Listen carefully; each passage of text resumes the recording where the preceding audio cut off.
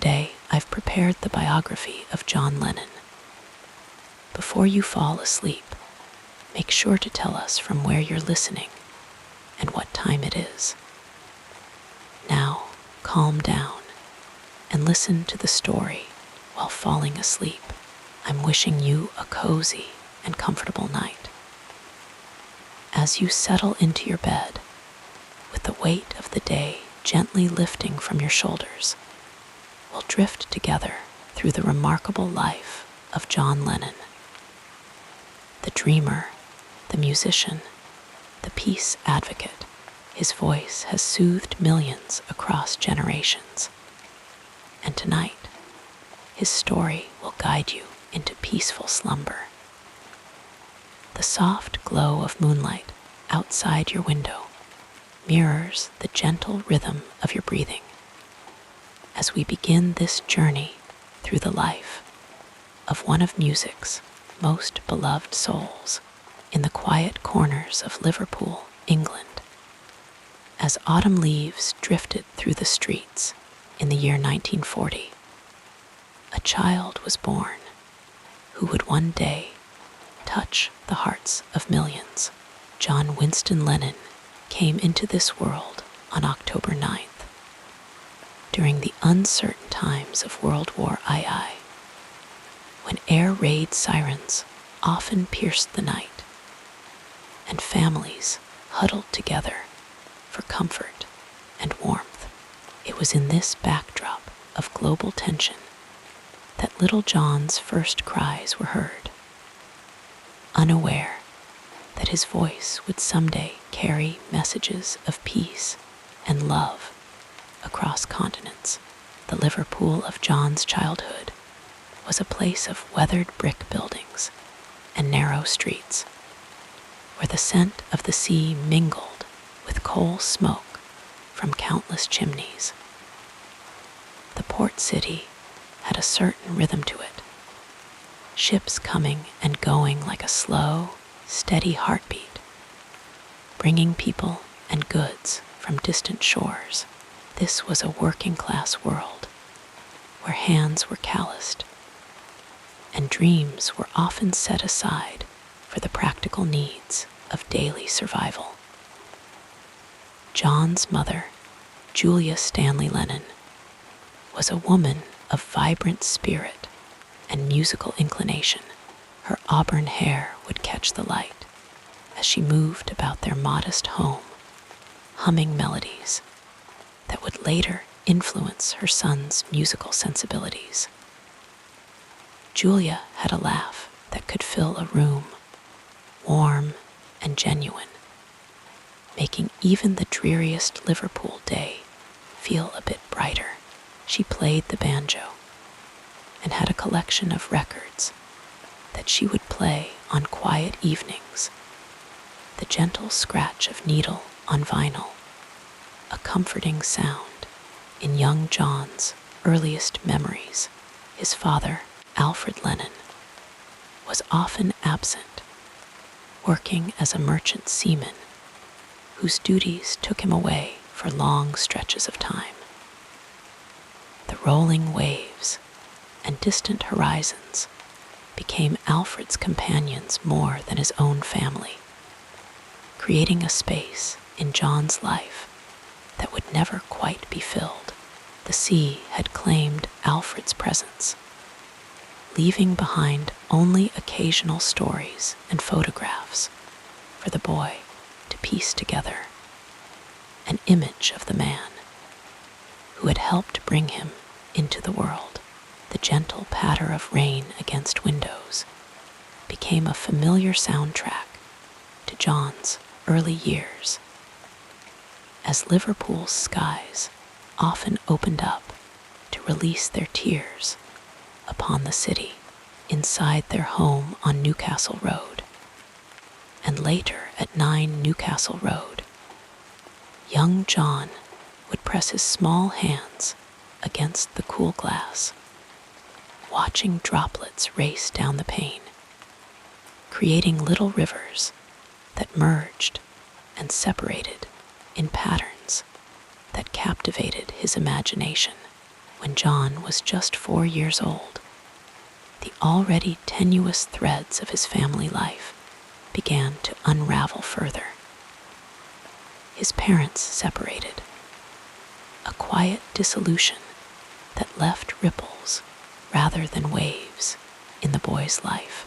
Julia, finding herself unable to provide the stability she felt her son needed, made the difficult decision that would shape much of John's emotional landscape. She entrusted John to the care of her sister, Mimi Smith, and Mimi's husband, George. The walk to his Aunt Mimi's house at 251 Menlove Avenue was not a long one in terms of distance, but for a small boy holding his aunt's hand, it represented a journey across worlds. Mendips, as the house was called, stood in the suburb of Woolton, a more middle-class area than where he had lived with his mother. The semi-detached house with its neat garden and polished doorknob became John's new home, a place of order and routine that contrasted with the more bohemian atmosphere of his mother's presence. Aunt Mimi was a woman of principle and structure, her love expressed through consistency rather than demonstrative affection. Her hair was always neatly styled, her house immaculately kept, and her expectations for young John clearly articulated. The guitars all very well, John, but you'll never make a living out of it, she would tell him years later, words that would become famous for their ironic miscalculation. But beneath her practical exterior beat a heart fiercely devoted to the boy who had come into her care, a devotion that expressed itself in freshly ironed clothes and hot meals served precisely on time. Uncle George was a softer presence, a gentle counterbalance to Mimi's firmness.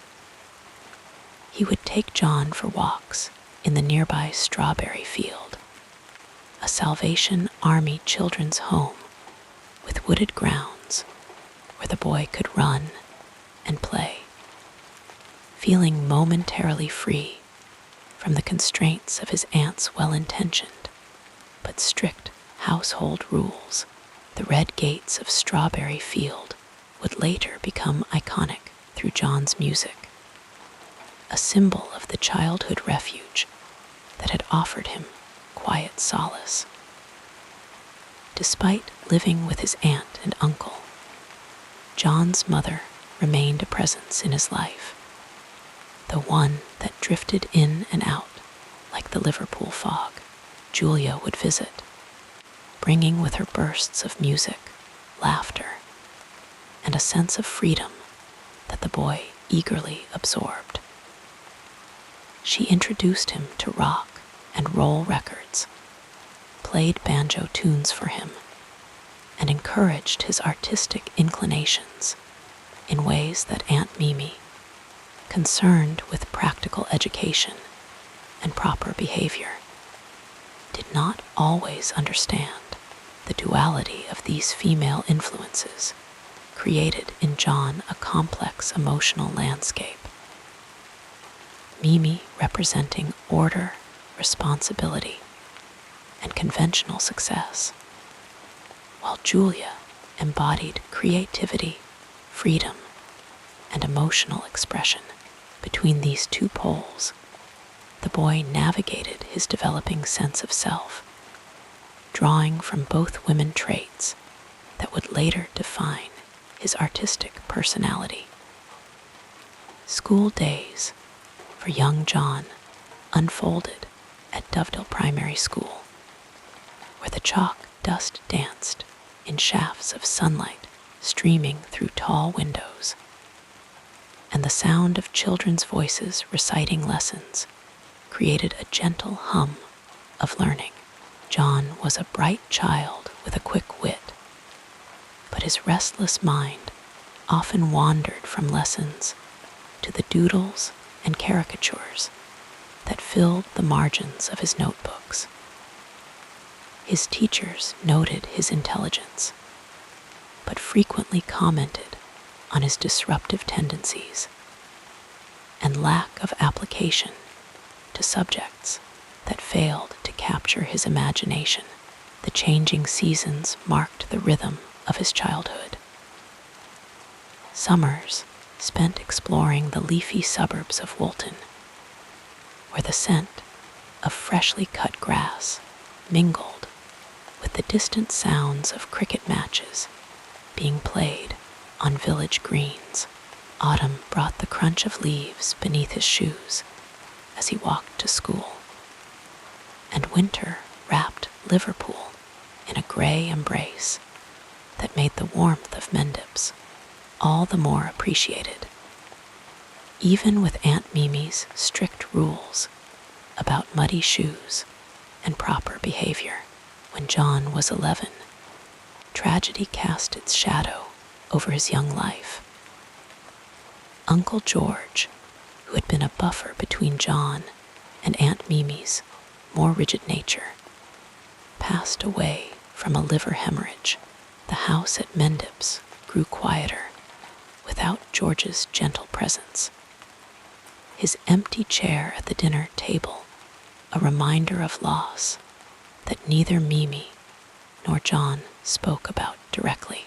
Instead, the silence around his absence became another rule in the household, teaching John early about the British stoicism that faced grief with a stiff upper lip rather than open expressions of sorrow.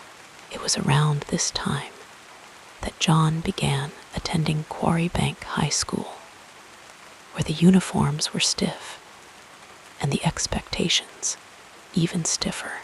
The school's motto, "Out of this rock, you will find truth," seemed an ironic backdrop for a boy who was already beginning to question the conventional truths presented to him by authority figures.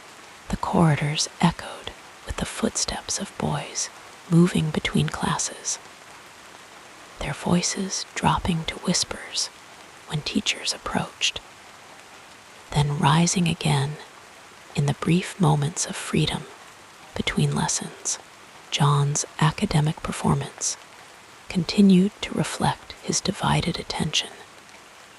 Flashes of brilliance in English composition and art, counterbalanced by indifference to mathematics and sciences. His report cards carried a recurring theme: John is smart, but lacks application. This humor, often sharp and occasionally cruel, became both his shield and his weapon, a way to establish his place in the social hierarchy of school life, and to mask the deeper insecurities that stemmed from his fragmented family situation.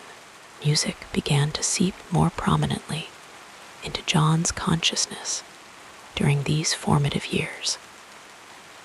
The sounds of early rock and roll crossed the Atlantic like invisible messengers, carrying with them the promise of something different, something that spoke to the restlessness he felt inside. When Elvis Presley's voice first reached his ears, something resonated within John that went beyond simple appreciation. It was as if a door had been opened to a room he had always sensed was there, but had never been able to enter. The skiffle craze that swept through Britain in the mid-1950s provided John with his first real opportunity to participate in music making. Skiffle, with its washboard rhythms and makeshift instruments, was accessible to working-class youth in a way that formal music training was not. When John was around 15, he formed his first band, the Quarrymen, named after his school. With borrowed and improvised instruments, they played at school functions and local venues, the music still rough around the edges, but carrying with it the energy and promise of youth. It was during this period that Julia's influence on John's musical development became most pronounced.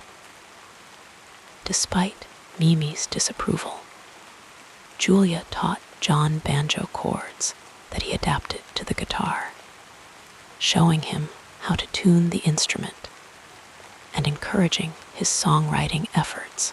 These moments with his mother were precious interludes of connection and creativity, bright spots in the sometimes confusing landscape of his adolescence. Then, in July 1958, came the blow that would leave a permanent mark on John's emotional life. Julia, visiting Mimi's house, was struck by a car driven by an off-duty police officer as she crossed the street after saying goodbye to her son. She died instantly. John, at 17, lost the mother who had already been partially absent from his daily life, but who had remained a vital link to music, creativity, and unconventional thinking. The grief that followed Julia's death was profound and complex, complicated by the years of separation and the unresolved feelings that had accumulated during their intermittent relationship. John rarely spoke of this loss directly, but its impact would later emerge in his music, in songs that carried the weight of orphaned longing and the search for connection that had defined much of his childhood. In the aftermath of this tragedy, music became even more important to John, not just as a creative outlet, but as an emotional lifeline. The Quarrymen continued to evolve, and it was at a church fete in Woolton in July 1957 that John had met a younger boy named Paul McCartney, whose musical knowledge and ability had impressed him despite his initial reluctance to admit it. Their meeting, seemingly casual at the time, would prove to be one of the most significant moments in musical history. The friendship between John and Paul developed around their shared love of rock and roll and their complementary musical abilities. Paul brought a more structured approach to songwriting and a wider knowledge of chords and musical theory, while John contributed raw energy, lyrical depth, and a willingness to push boundaries. Together, they began writing songs, practicing in the front room at Mendip's when Mimi was out, or at Paul's home on Forthland Road. These teenage years were filled with the normal struggles of adolescence, made more complex by John's particular circumstances. His relationship with Aunt Mimi remained one of love tempered by tension, as his growing interest in music and his increasingly nonconformist attitudes clashed with her hopes for a more conventional path. School became less and less engaging for John, his grades suffering as his focus turned more fully to music and art.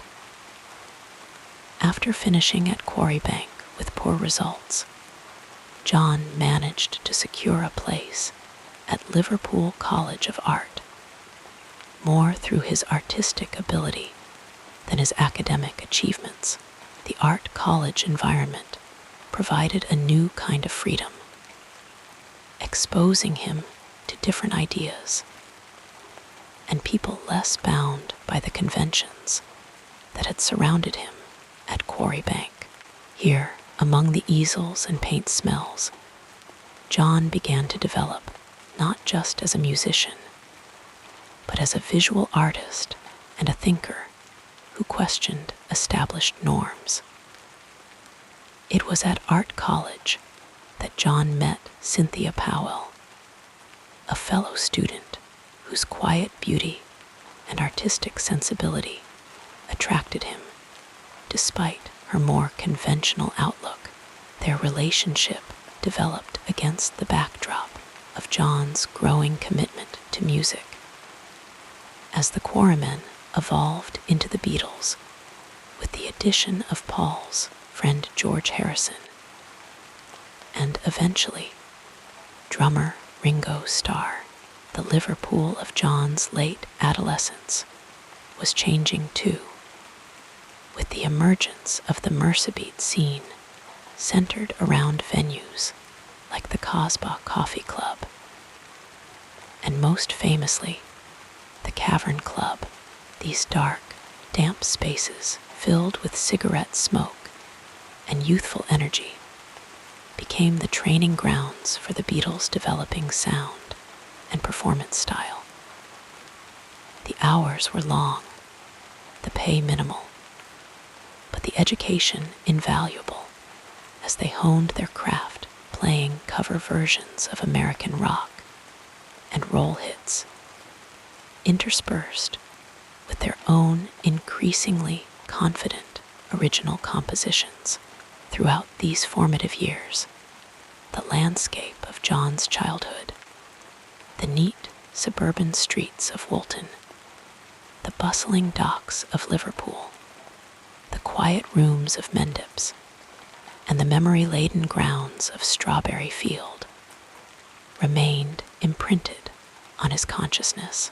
These places and the experiences associated with them would later emerge transformed in his music, offering glimpses into the emotional geography that had shaped him. The boy who had pressed his hands against rainy windows, who had lost both parents in different ways, who had found in music a voice for feelings he could not otherwise express, was gradually becoming the man who would help transform popular culture. But even as fame approached, the echoes of his childhood continued to resonate within him, influencing his art, his outlook, and his sometimes contradictory approaches to love and connection. In the quiet of Mendips, with Aunt Mimi's radio playing softly in the background, the seeds of John Lennon's future had been planted. Seeds of creativity, rebellion, insecurity, and genius that would grow into a legacy that continues to touch hearts and minds around the world. Long after the Liverpool rain has washed away the physical traces of his childhood presence, let us drift further into the story as we explore the next part of this fascinating journey. In the gentle twilight of Liverpool's history, long before the world would know his name, the ancestral roots of John Winston Lennon were quietly taking hold in the rich soil of time. If we were to trace back through the mists of generations, we would find ourselves wandering through the emerald landscapes of Ireland, where the Lennon name first emerged among the rolling hills and misty mornings of County Down. The name itself, Oleanin in its original Gaelic form, whispered of a lineage connected to cloaks or mantles, perhaps suggesting ancestors who were craftspeople or merchants of fine fabrics as the soft evening light filters through imagined windows of the past. We can picture John's paternal grandfather, John Jack Lennon, born in 1855, a man whose life unfolded against the backdrop of a changing Ireland. Jack Lennon eventually found his way to Liverpool, part of the gentle human tide that flowed across the Irish Sea in search of new beginnings. Liverpool, with its embracing harbor and promise of work, became home to many Irish families seeking refuge from the lingering shadows of famine and hardship that had touched their homeland. In this bustling port city, the Lennons became part of a tapestry of Irish diaspora, carrying with them the melodies of their homeland, the storytelling traditions, and perhaps most significantly, a certain resilient spirit that would one day resurface in John's own determined character. The Irish influence in Liverpool created neighborhoods where accents blended, where music flowed from open windows on warm evenings, and where children grew up hearing tales of distant shores and ancient myths alongside the everyday sounds of urban life. On his maternal side, the Stanley family brought another thread to John's heritage. His mother, Julia Stanley, was one of 5 sisters, born to George and Annie Stanley. The Stanley name had Welsh origins, adding yet another Celtic dimension to John's ancestry. The Stanley sisters, Mimi, Elizabeth, Anne, Julia, and Harriet, were known for their strong personalities and musical inclinations, traits that would find their way into John's own character, like gentle rainwater seeping into fertile ground. Julia Stanley Lennon, with her auburn hair and love of music, carried within her the family's artistic temperament. She played the banjo and had a lilting singing voice that would fill rooms with warmth on cold Liverpool evenings. In those quiet moments when she taught young John to play the banjo, she was passing down more than just musical knowledge. She was continuing a tradition of artistic expression that had likely flowed through generations of Stanleys before her.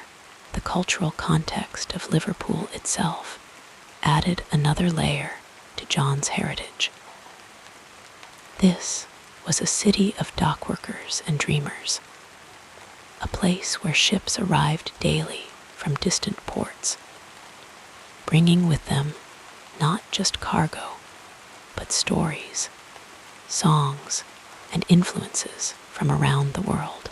The Liverpool accent itself, known as Scouse, developed from this melting pot of Irish, Welsh, and Lancashire influences, creating a distinctive sound that would later color John's speaking voice and occasionally find its way into his singing.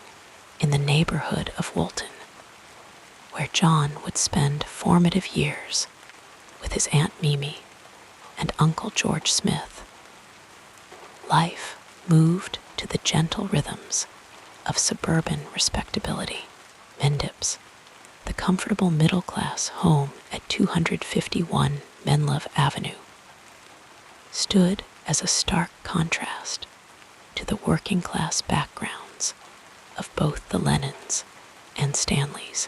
Here, surrounded by books and encouraged to pursue education, John experienced a different cultural tradition, one of aspiration and propriety that Mimi Smith firmly believed would give her nephew the best chances in life. Family stories passed down to John often carried contradictory messages about identity and belonging. From Mimi, he heard tales emphasizing respectability and the importance of rising above one's circumstances. From his mother Julia, during their precious visits, came stories filled with music, laughter, and a certain bohemian spirit that must have seemed like a colorful dream compared to the more structured life at Mendip's. These different narratives created in John a complex understanding of family and identity, one that would later express itself in both his rebellious nature and his yearning for connection. Among the family traditions that touched John's early years were the simple, everyday rituals that form the backdrop of childhood. There were Sunday roasts at Mendip's, with Mimi presiding over proper table manners. There were occasional seaside outings to New Brighton or Blackpool, where the salt air and carnival atmosphere provided brief escapes from routine. There were Christmases with modest presents, carefully wrapped and placed beneath small decorated trees, and birthdays marked with special treats rather than lavish celebrations. More poignantly, there were the traditions of absence, the spaces where family connections should have been, but weren't. John's father Alfred had sailed away as a merchant seaman when John was very young, creating a void that would never be completely filled. His mother Julia, though living not far away, was not part of his daily life after he went to live with Aunt Mimi around the age of 5. These absences became their own kind of tradition in John's life, creating patterns of longing and loss that would later emerge in songs of remarkable emotional depth. The cultural heritage of post-war Liverpool itself seeped into John's developing worldview. This was a city rebuilding after the devastation of World War II bombing raids, a place where austerity and making do existed alongside a growing youth culture hungry for excitement and change. The dance halls and music venues of Liverpool became cathedrals of a new kind of expression, places where young people could escape the limitations of their circumstances through music and movement.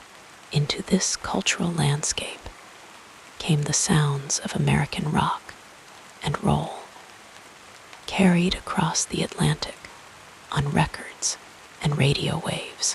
When these new rhythms reached the ears of young John Lennon, they connected with something deep in his mixed heritage. Perhaps the Irish love of storytelling through song, perhaps the Stanley family's musical inclinations, or perhaps simply the universal human response to music that speaks of freedom and possibility. As evening shadows lengthen and our thoughts continue to drift through the gentle currents of John's heritage, we might imagine the conversations that took place in the Lennon and Stanley households over generations. Perhaps there were stories of the old country, tales of ancestors who had faced hardship with dignity, or family legends embellished with each retelling. These narratives, whether spoken aloud or simply implied in the values passed from one generation to the next, formed the invisible foundations upon which John's own story would be built. In quiet moments at Mendip's, young John might have gazed at the few family photographs on display. Formal portraits of relatives he barely knew. Faces that shared his features, but whose stories remained largely untold. The gaps in these family narratives created spaces that imagination would later fill, allowing John to create his own mythology of belonging and identity. The cultural traditions of Liverpool schools also shaped John's developing sense of self. At Quarrybank High School, he encountered a system that valued conformity and academic achievement, measuring young people against standardized expectations rather than nurturing individual talents. Yet within this system, John found ways to express his difference through clever wordplay, through satirical drawings, and through a refusal to accept authority without question. These small rebellions connected him to a longer tradition of Liverpool wit and resilience, characteristics that had helped generations of families survive in a city where fortunes could change with the tides. As twilight deepens into the soft darkness of memory, we might contemplate how these varied influences, Irish, Welsh, Liverpudlian, working class, and middle class, created in John a complex cultural identity that defied simple categorization. He was neither fully of the working class from which his parents had come, nor entirely comfortable in the middle-class world Aunt Mimi aspired to. This in-between status gave him a unique perspective, allowing him to observe multiple worlds while never feeling completely at home in any of them. The landscape of John's childhood, the neat suburban streets of Woolton, the bustling docks of Liverpool, the quiet rooms of Mendip's, and the memory-laden grounds of Strawberry Field, remained imprinted on his consciousness like gentle fingerprints on glass. These places and the experiences associated with them would later emerge transformed in his music, offering glimpses into the emotional geography that had shaped him. Family traditions of music provided perhaps the most significant thread connecting John to his heritage. Julia Lennon's banjo playing and her gifts of music to her son created a bridge across the separation they experienced when she introduced him to Elvis Presley's early recordings. She was unknowingly connecting her son to a cultural revolution that would eventually include him as one of its most significant voices. These musical moments between mother and son, rare but precious, formed a tradition of their own, one of shared joy and understanding that transcended the complications of their relationship. As the evening grows later and our thoughts continue to drift like leaves on a gentle stream, we might reflect on how the traditions of storytelling in John's family found their way into his songwriting. From Strawberry Fields Forever, with its dreamlike evocation of childhood places, to Julia, with its tender reaching toward maternal connection, to Working Class Hero, with its clear-eyed assessment of social structures. John's songs carried forward the age-old tradition of using art to make sense of one's place in the world.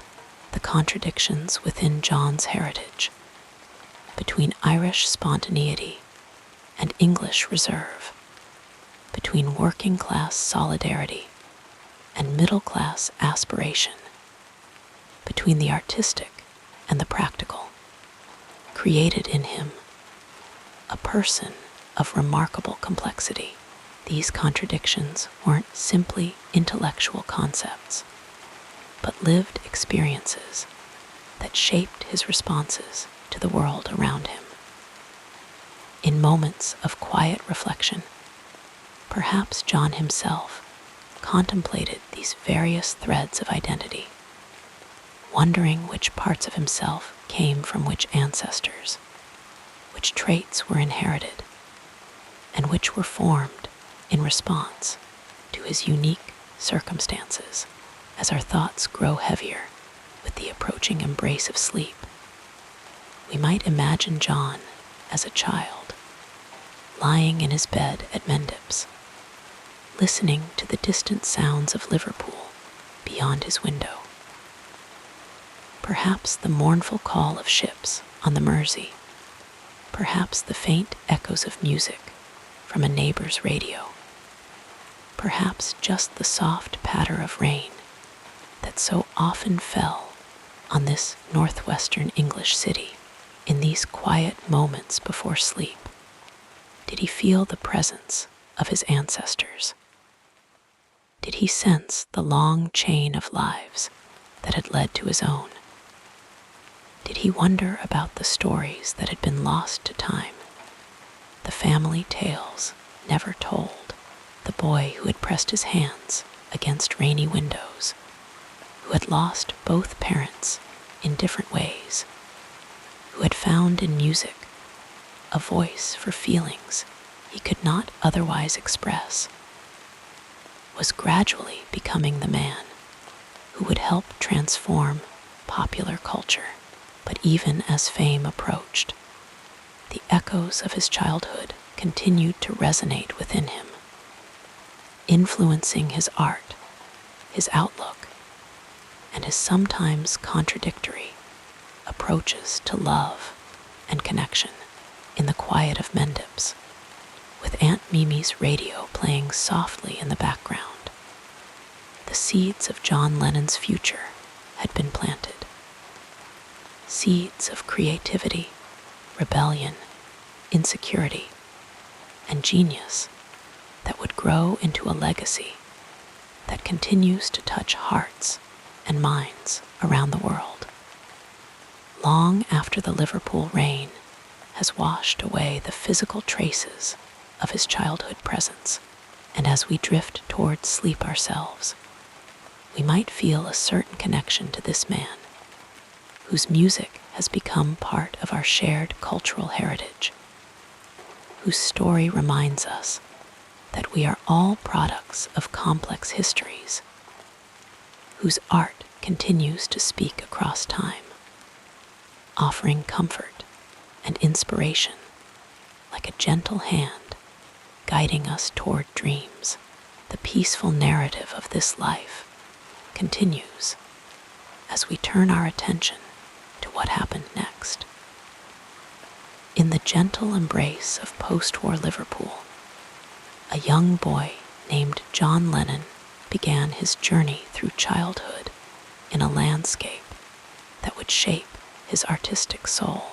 The Liverpool of the late 1940s and early 1950s was a place of contrasts, a port city slowly healing from the wounds of war, where the steady rhythm of tides against dock walls provided a constant backdrop to daily life.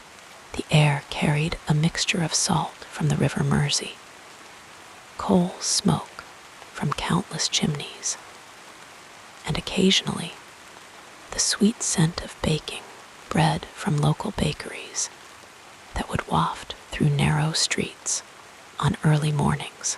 John's early years were spent in a small house on Newcastle Road in the Penny Lane area, where the windows would fog with condensation on cold mornings, creating canvases for small fingers to draw upon.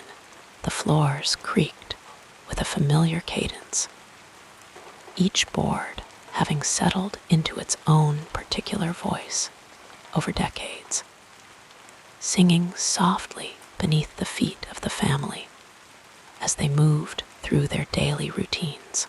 The walls of the modest home held the warmth of conversations, arguments, and laughter, absorbing the emotional landscape of the Lennon household like silent witnesses to the formation of a remarkable life.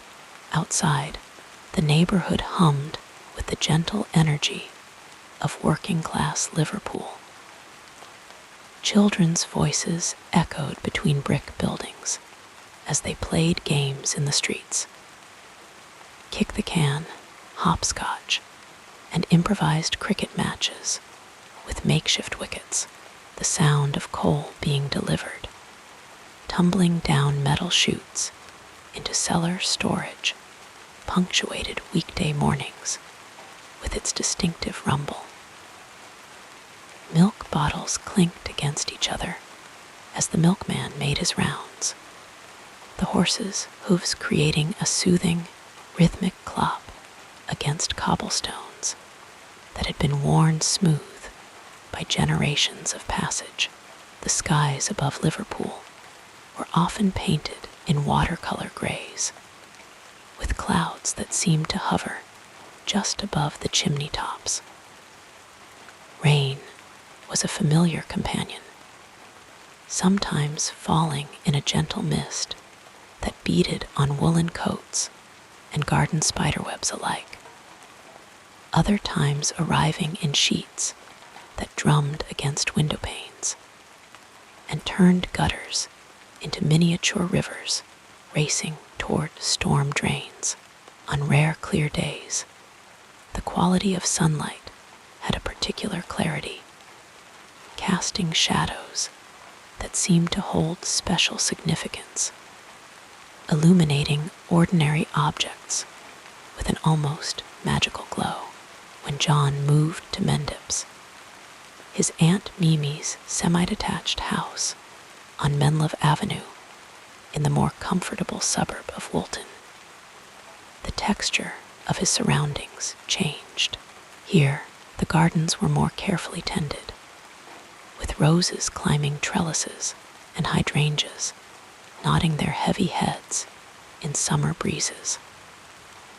The house itself stood with quiet dignity, its red brick warmed by afternoon sun, its interior filled with the subtle sense of furniture polish, books, and the delicate fragrance of whatever flowers Mimi had arranged in vases throughout the rooms. Inside Mendips, order prevailed. The sitting room contained a piano that gleamed with regular polishing, its ivory keys cool beneath curious fingers in the moments when John would explore its potential for creating sound. The wireless radio, housed in a wooden cabinet that had been rubbed to a soft sheen by years of touching, brought voices and music from distant places into the orderly quiet of Mimi's domain. In evenings, the gentle tick of the mantel clock measured out moments of shared silence, punctuated by the occasional turning of a newspaper page, or the soft clink of a teacup being returned to its saucer. John's bedroom at Mendips was a sanctuary of sorts, a place where imagination could unfurl without immediate judgment. The bed linens were always crisp and clean, smelling faintly of the outdoor clothesline where they had dried in Woolton's breeze. From his window, he could see the garden below, the neighboring houses, and in the distance, the subtle rise and fall of the landscape that cradled Liverpool in its geological embrace. At night, distant lights twinkled like earthbound stars, and the occasional passing car would send momentary illumination across his ceiling, light moving like water reflections in this quiet aquarium of childhood contemplation. The natural world around Woolton offered different textures than the more urban setting of his earliest years. Strawberry Field, with its mysterious grounds glimpsed through gates and fences, presented a forbidden garden that stirred the imagination. The grounds of the Salvation Army Children's Home were lush with trees whose leaves whispered secrets in summer breezes and stood as dark sentinels against winter skies. The grass there grew in varying heights, creating a landscape of miniature valleys and hills for insects navigating their own important journeys beneath the canopy of green. St. Peter's Church and its adjoining churchyard introduced John to the quiet companionship of the dead, their headstones worn by weather and time, some tilting at gentle angles, as if slowly lying down to rest. The churchyard grass had a particular quality, seeming both more vibrant and somehow more solemn than grass elsewhere, nourished as it was by generations returning to the earth. Here, among these stone monuments to lives completed, a young boy could contemplate mortality while listening to birds continuing their endless songs of life in the yew trees overhead. The streets connecting these landmarks of John's childhood were pathways of discovery. Penny Lane itself, later immortalized in song, was a thoroughfare of small businesses where shopkeepers knew children by name and family history. The barber shop windows displayed combs in blue liquid. The sweet shop offered jars of colorful temptations behind glass. And the shelter in the middle of the roundabout provided refuge from sudden Liverpool showers.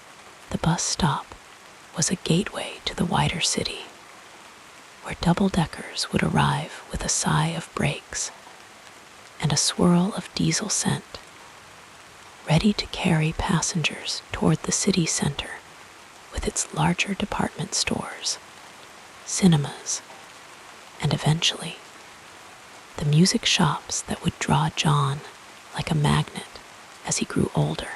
The social environment surrounding young John was equally formative.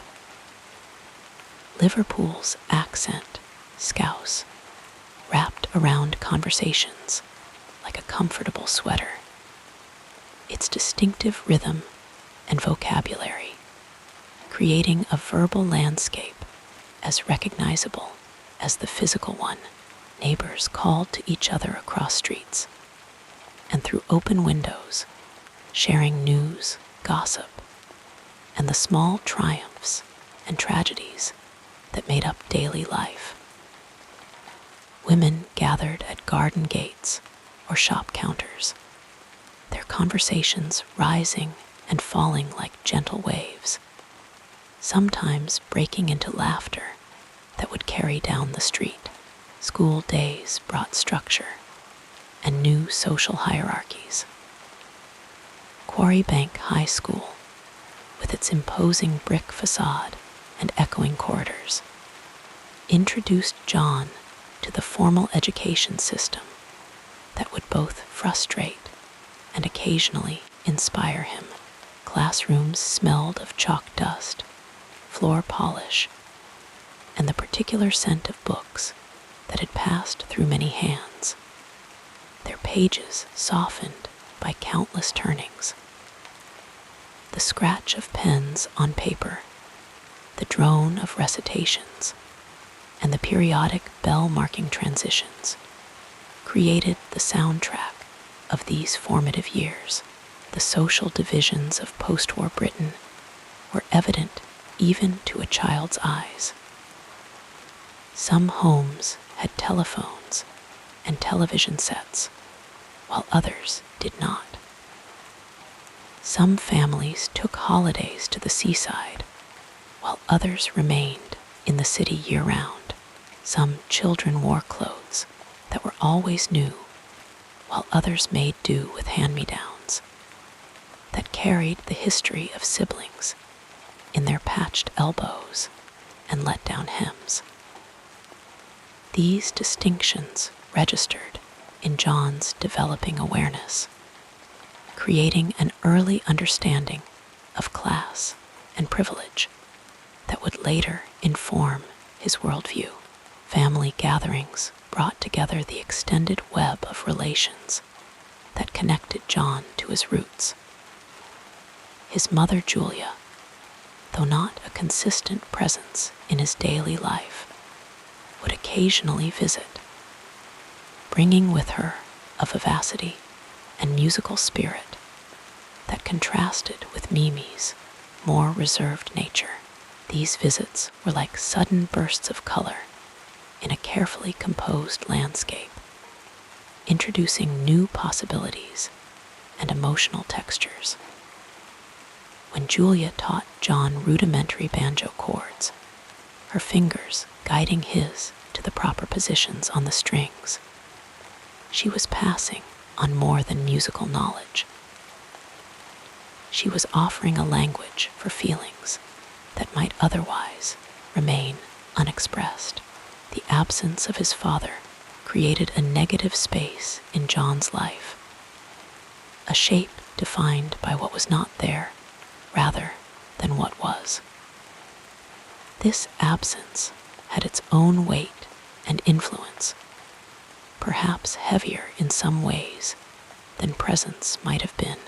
It raised questions that had no immediate answers, created yearnings that could find no direct fulfillment, and perhaps planted seeds of a particular kind of hunger for connection that would later emerge in both his art and his personal relationships. Radio broadcasts brought the wider world into the intimate spaces of home. The BBC Home Service delivered news in measured, authoritative tones that made even distant events seem part of the ordered universe. Music programs introduced new sounds that stirred the imagination and suggested possibilities beyond Liverpool's boundaries. American influences began to seep into British culture, bringing with them rhythms and energy that spoke to something restless in the post-war generation. When rock and roll finally arrived on these airwaves, it found in John a receptive listener whose inner landscape had been prepared by years of absorbing the sounds and stories around him. As evening shadows lengthened across Woolton's gardens and the lights came on in Mendip's windows, the day would slowly wind down toward night. Mimi might knit by lamplight, the soft click of her needles a counterpoint to the radio's murmur. John might read one of his beloved books, losing himself in adventures and humor that transported him beyond the confines of his room.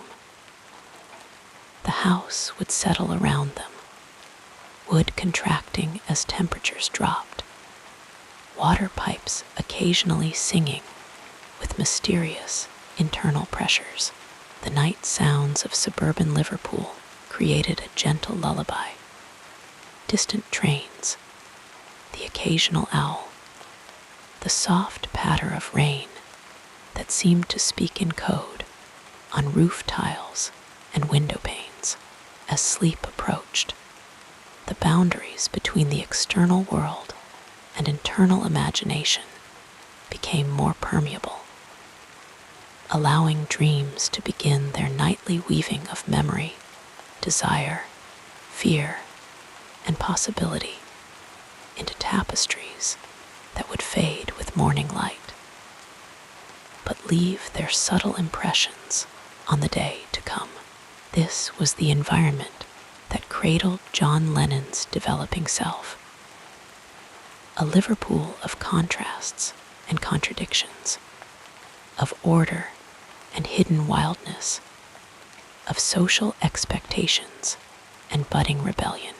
The physical spaces he inhabited became part of his internal landscape, informing how he would later see and interpret the world. The social connections and disconnections he experienced shaped his understanding of human relationships, creating patterns that would repeat and transform throughout his life.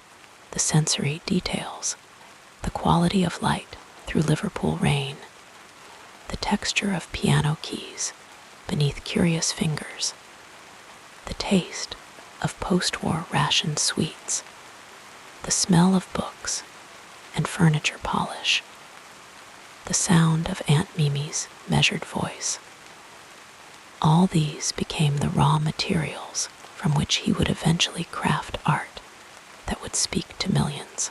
And as we imagine this childhood world fading into the gentle darkness of approaching sleep, we might reflect on how environments shape us all, how the particular qualities of light and sound and human connection in our early years become part of the foundation upon which we build our lives. The Liverpool that shaped John Lennon has changed, as all places do with the passage of time, but its essence lives on in the music and words he created, offering us a connection across years to a particular moment in time, a specific quality of experience that continues to resonate like a note sustained long after the instrument has been set aside. As you relax deeper, let us now softly explore the next chapter of this soothing biography. The night sounds of suburban Liverpool created a gentle lullaby. Distant trains, the occasional owl, the soft patter of rain that seemed to speak in code on roof tiles and window panes. As sleep approached, the boundaries between the external world and internal imagination became more permeable, allowing dreams to begin their nightly weaving of memory, desire, fear, and possibility into tapestries that would fade with morning light, but leave their subtle impressions on the day to come. This was the environment that cradled John Lennon's developing self, a Liverpool of contrasts and contradictions, of order and hidden wildness, of social expectations and budding rebellion. The physical spaces he inhabited became part of his internal landscape, informing how he would later see and interpret the world. The social connections and disconnections he experienced shaped his understanding of human relationships, creating patterns that would repeat and transform throughout his life.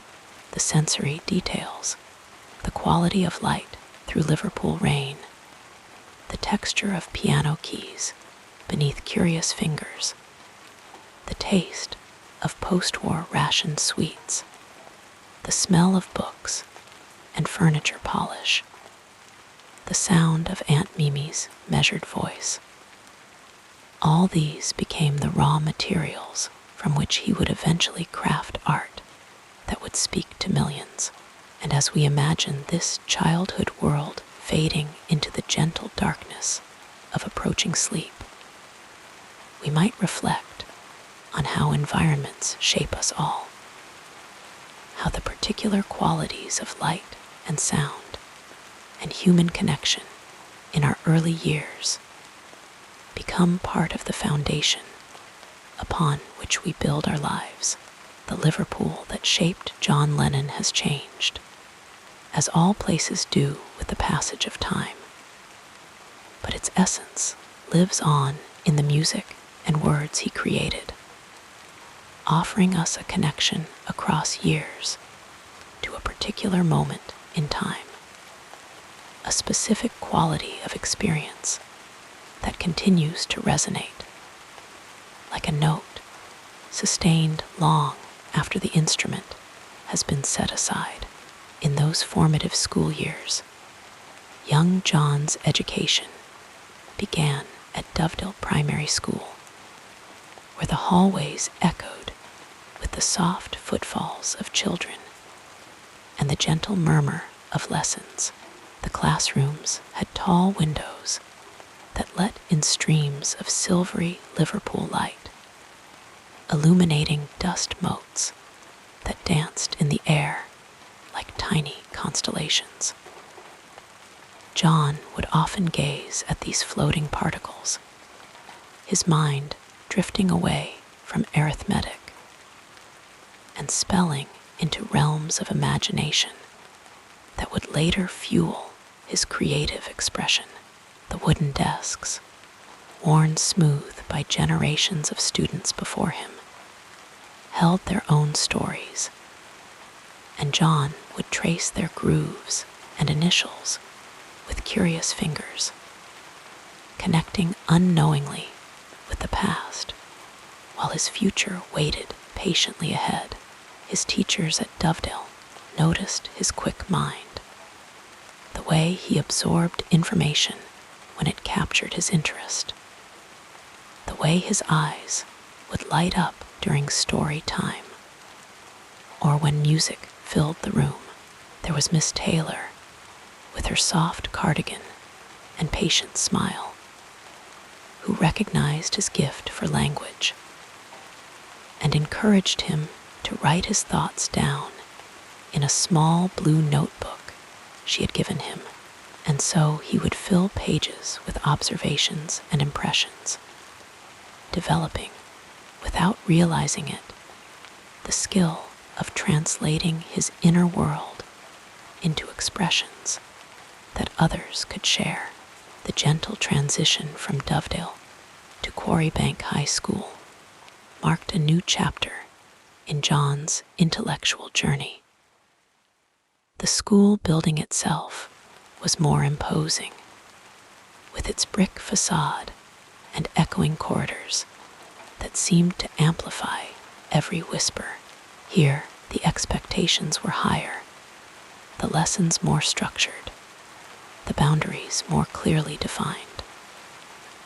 For a boy with John's restless creativity and questioning nature, these boundaries sometimes felt like constraints, gentle pressures urging conformity, when his spirit longed to explore beyond conventional limits. Yet even within these structures, certain teachers recognized the unique quality of his mind. Mr. Pobje, his English literature teacher, spoke with a voice like warm honey, introducing John to the worlds created by Shakespeare, Dickens, and the Romantic poets in the quiet of the classroom, with rain often pattering against the windows in a soothing rhythm. Mr. Pobje would read passages aloud, his voice rising and falling like gentle waves, carrying the students to distant shores of imagination. For John, these literary journeys were revelations, showing him how words could create entire universes, how language could capture emotions that seemed too complex for ordinary expression. During these years, John's artistic talents began to emerge more clearly. His art teacher, Mr. Griffiths, with his paint-stained hands and thoughtful gaze, provided encouragement and gentle guidance. Art isn't about reproducing what you see, he would tell his students as sunlight filtered through the tall windows of the art room, casting soft shadows across easels and drawing tables.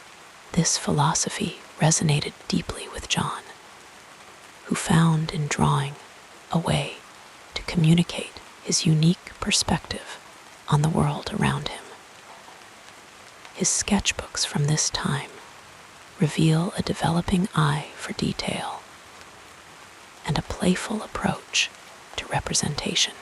He filled page after page with caricatures of teachers and classmates, whimsical scenes from his imagination, and visual jokes that displayed his growing wit. These drawings, created in quiet moments between lessons or during long evenings at Mendip's, the home he shared with his Aunt Mimi, were more than mere diversions. They were explorations of perspective and possibility, early expressions of the creative voice that would eventually reach across continents and generations. Music, too, began to weave its way more prominently into John's consciousness during these school years. The sounds of the emerging rock and roll movement from across the Atlantic reached Liverpool like distant thunder, promising excitement and change. John would listen to Radio Luxembourg under his bed covers at night, the soft glow of the radio dial illuminating his intent face as the music transported him beyond the confines of his bedroom. The rhythms of Elvis Presley, Buddy Holly, and Little Richard stirred something profound within him, a recognition of music's power to express rebellion, longing, joy, and desire in ways that felt immediate and true. His Aunt Mimi had ensured he had some formal musical education, arranging for piano lessons with a local teacher, Mrs. Henshaw, whose home smelled of lavender and furniture polish. In her front room, with its ticking grandfather clock and framed photographs of stern-looking relatives, John would sit at the upright piano, his fingers finding their way across the cool, smooth keys as Mrs. Henshaw gently corrected his posture and timing. Music is mathematics made beautiful, she would say in her soft, measured tones. Though John sometimes chafed at the discipline required for classical training, these lessons gave him a foundation, a vocabulary of notes and chords that would serve him well in his later musical explorations. It was during his time at Quarrybank that John formed his first band, the Quarrymen, named after the school itself. This modest beginning, with rehearsals in living rooms and church halls, where the acoustics created gentle echoes of their developing sound, marked the first step on a path that would eventually lead to the Beatles. The Quarrymen played skiffle music, a folk-influenced style that required minimal equipment and technical skill, but abundant enthusiasm. The rhythmic strumming of guitars, the washboard percussion, the homemade bass fashioned from a broomstick and washtub, all created a sound that was accessible yet exciting. A perfect entry point for young musicians finding their voices as evening settles around us and our thoughts grow softer with approaching sleep. We might imagine those early performances, the nervous energy, the mistakes covered with laughter, the moments when everything aligned and the music flowed like a gentle stream, carrying them all forward. These were more than just musical experiences. They were lessons in collaboration, in finding harmony, not just in notes, but in relationships, in discovering how individual voices could blend to create something greater than any could achieve alone. John's formal education was not limited to the classroom. Liverpool itself was a teacher, with its docks bringing influences from around the world, its post-war resilience demonstrating the possibility of renewal after devastation, its working-class neighborhoods fostering a directness of expression and authenticity that would become hallmarks of John's artistic voice. The city's rhythms became part of his internal metronome, its particular accent and vocabulary influencing his use of language, its social dynamics informing his understanding of class and identity. Books, too, became important companions and influences during these formative years. John was drawn to the works of Lewis Carroll, whose playful approach to language and logic resonated with his own love of wordplay and surreal humor, and the writings of humorist Richmal Crompton, whose Just William stories chronicled the adventures of a mischievous schoolboy, provided another literary influence. William's rebellious spirit, his questioning of adult authority, and his creation of a world according to his own rules, all found echoes in John's developing personality. These stories, read in the warm glow of a bedside lamp as night settled over Liverpool, offered companionship and validation for a boy who often felt at odds with conventional expectations. Art school represented the next significant phase in John's educational journey. After leaving Quarry Bank with modest academic achievements but abundant creative potential, he enrolled at Liverpool College of Art in 1957. Here, the atmosphere was markedly different from his previous educational experiences. The college embraced experimentation and individual expression, encouraging students to find their own visual language rather than merely reproducing established styles and techniques.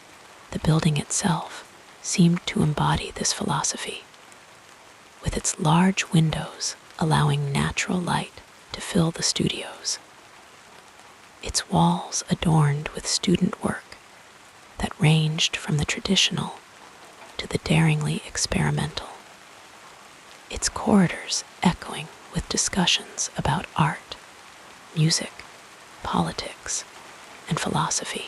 For John, this environment was both liberating and challenging, offering freedom, but also requiring him to define his own artistic identity more clearly.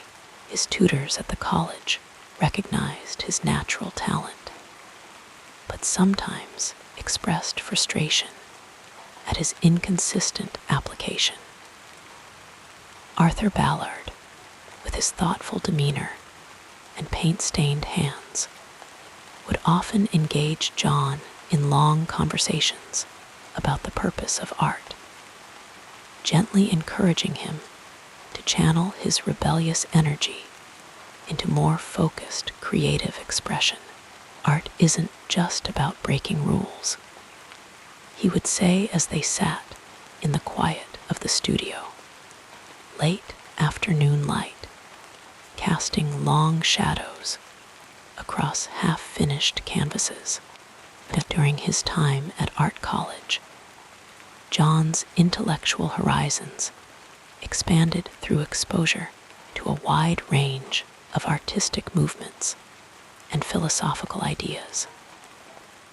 He discovered the work of the Dadaists and Surrealists, whose rejection of rationality and embrace of the unconscious resonated with his own instinctive approach to creativity.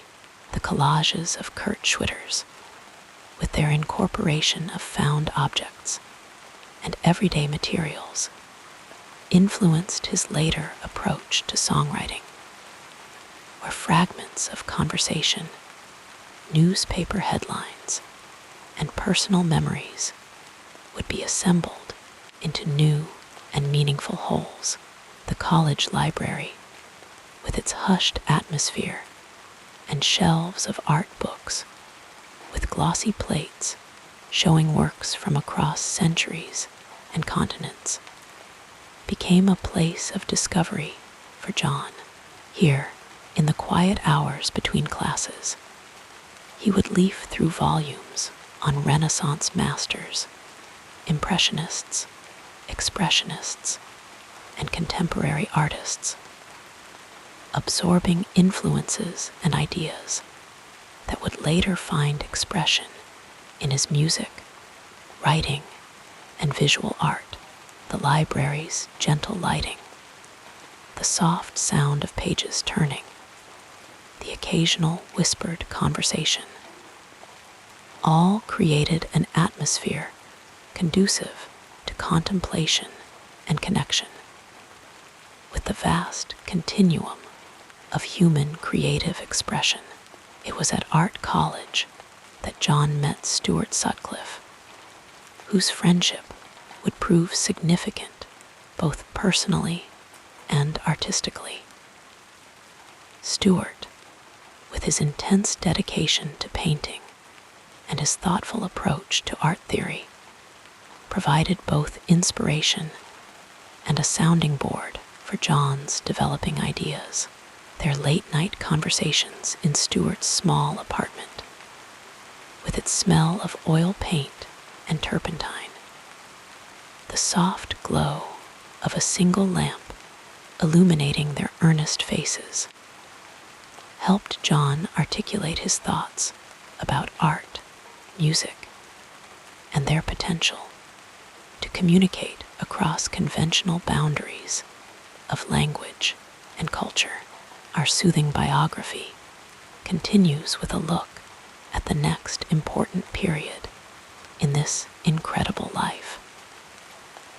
John Lennon's life was shaped by a constellation of mentors, guides, and kindred spirits who appeared at just the right moments to nudge his restless creativity in new directions. Some were fleeting influences, artists he encountered in books, or musicians whose records spun endlessly on his turntable, while others became lifelong friends, their voices lingering in his mind long after their paths had diverged. One of the earliest and most enduring influences was his mother, Julia. Though she was not always present in his childhood, the time they did share was filled with music, laughter, and an irreverent sense of humor that would later define his songwriting, Julia taught him how to play the banjo, her fingers moving deftly over the strings as she sang old music hall tunes. The sound of her voice, warm and slightly off-key, stayed with him, a reminder of the joy of making music just for the sake of it. She was unconventional, playful, and unafraid of breaking rules, qualities that John would inherit. Even in her absence, her spirit remained a guiding force, one he would later mourn deeply in the raw, aching lyrics of songs like Asterisk Mother and Julia Asterisk. Then there was Mimi, his stern but loving aunt, who raised him with a firm hand and an unwavering belief in discipline. Her house on Menlove Avenue was quiet and orderly, a stark contrast to Julia's more chaotic world. Mimi insisted on manners, education, and structure, things John often resisted, but later came to appreciate in his own way. Though she disapproved of his early rock and roll ambitions, dismissing it as mere noise, her insistence on hard work and perseverance stayed with him years later, when fame and chaos threatened to overwhelm him. It was Mimi's voice in the back of his mind that reminded him to focus, to refine his craft, rather than simply chase the next thrill. At Liverpool College of Art, John found another kind of mentor in Stuart Sutcliffe, a quiet but fiercely talented painter whose intensity and dedication to art left a lasting impression. Stuart was different from the other students, less concerned with fitting in, more interested in the deeper questions of what art could express. Their late-night talks in Stuart's cramped flat, surrounded by half-finished canvases and the sharp scent of oil paint, were some of the first times John felt truly understood. Stuart's belief in the power of raw, unfiltered emotion over technical perfection would later echo in John's own approach to songwriting: less polish, more honesty. Even after Stuart left the Beatles to pursue painting full-time, his influence lingered, a reminder that art was worth sacrificing for. And then there was Paul McCartney. What began as a friendly rivalry in the Quarrymen days soon blossomed into a creative partnership unlike any other. Paul was meticulous, where John was instinctive, structured, where John was chaotic. But rather than clash, their differences complemented each other, each one pushing the other to new heights. Late into the night, hunched over guitars in Paul's living room or John's bedroom, they traded lines, melodies, and ideas, building songs out of half-formed thoughts and inside jokes. Paul's disciplined work ethic balanced John's tendency towards spontaneity, and though their relationship would later become complicated by fame and diverging paths, those early years of collaboration remained a golden period, a time when music felt like pure discovery. Beyond his immediate circle, John was deeply shaped by the writers, poets, and musicians who spoke to him from afar. The playful absurdity of Lewis Carroll's Alice in Wonderland seeped into his lyrics, blending childlike wonder with sly irony.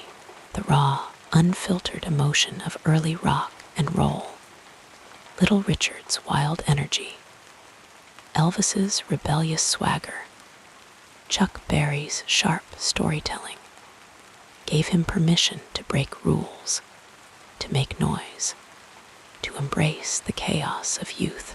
Even the Dadaists and Surrealists, with their rejection of logic and embrace of dreamlike randomness, influenced his approach to creativity, teaching him that meaning could be found in the unexpected, in the collision of unrelated ideas later in life, as he sought deeper spiritual and philosophical answers.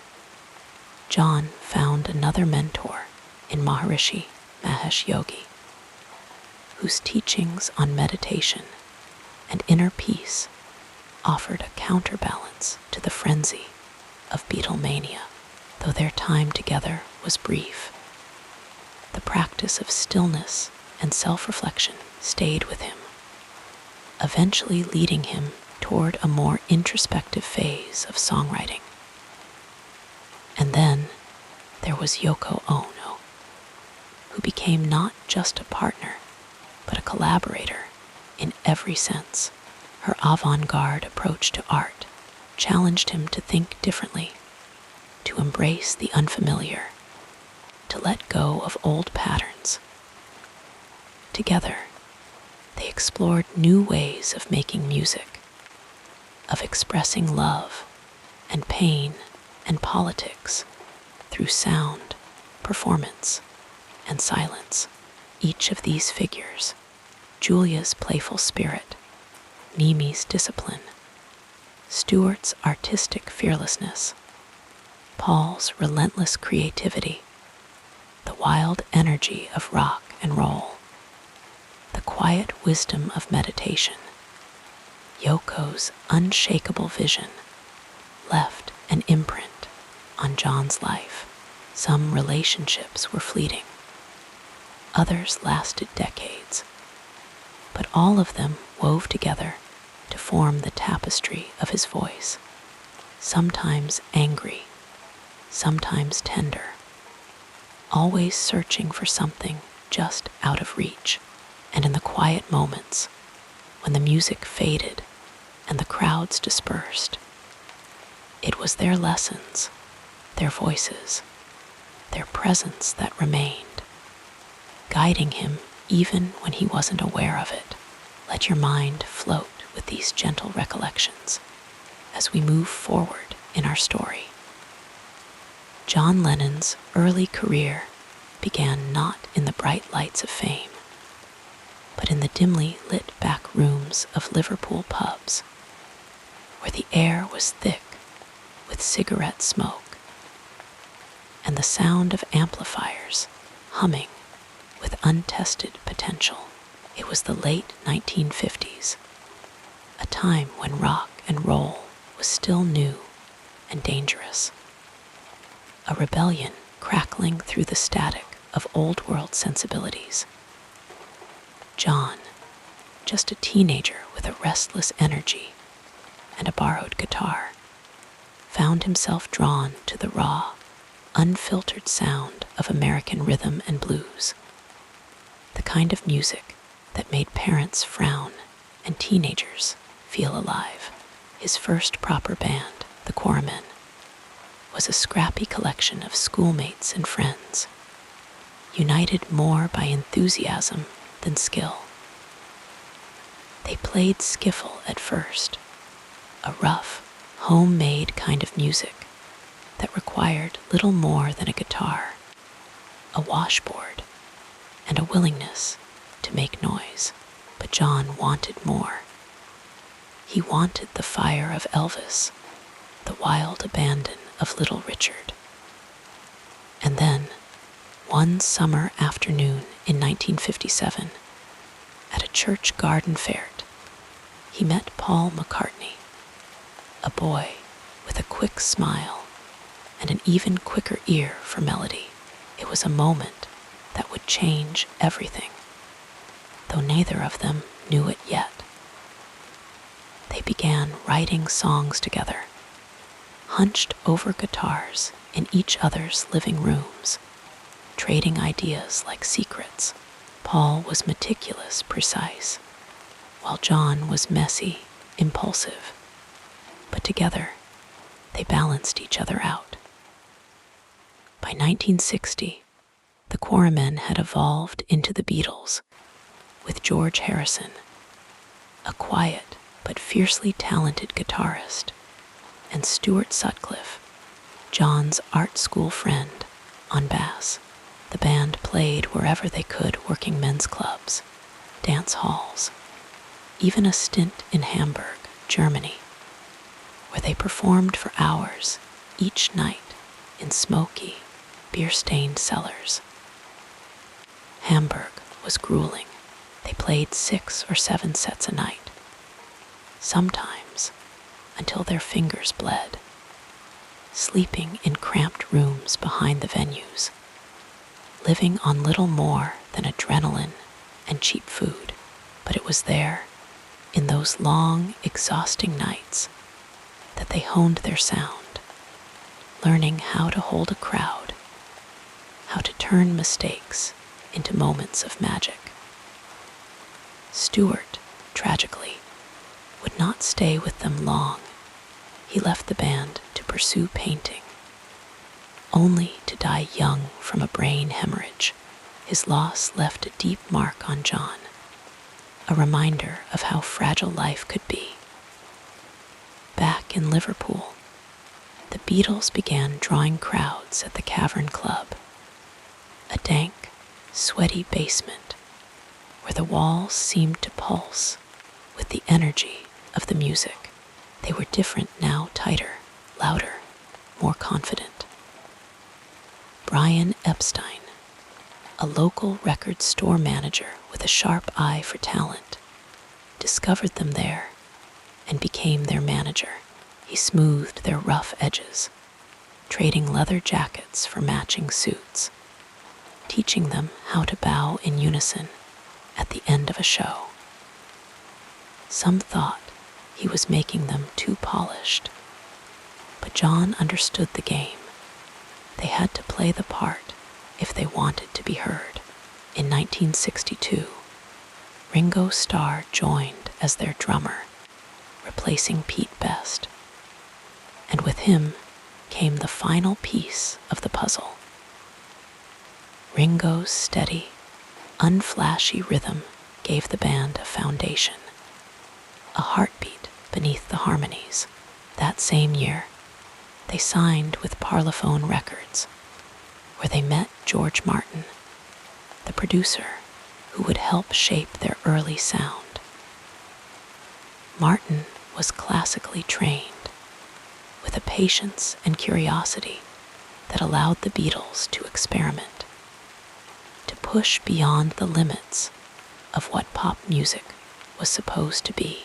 Their first single, Love Me Do*, was simple, almost childlike in its melody. But there was something in the way John and Paul's voices blended, a warmth, a closeness that made it unforgettable.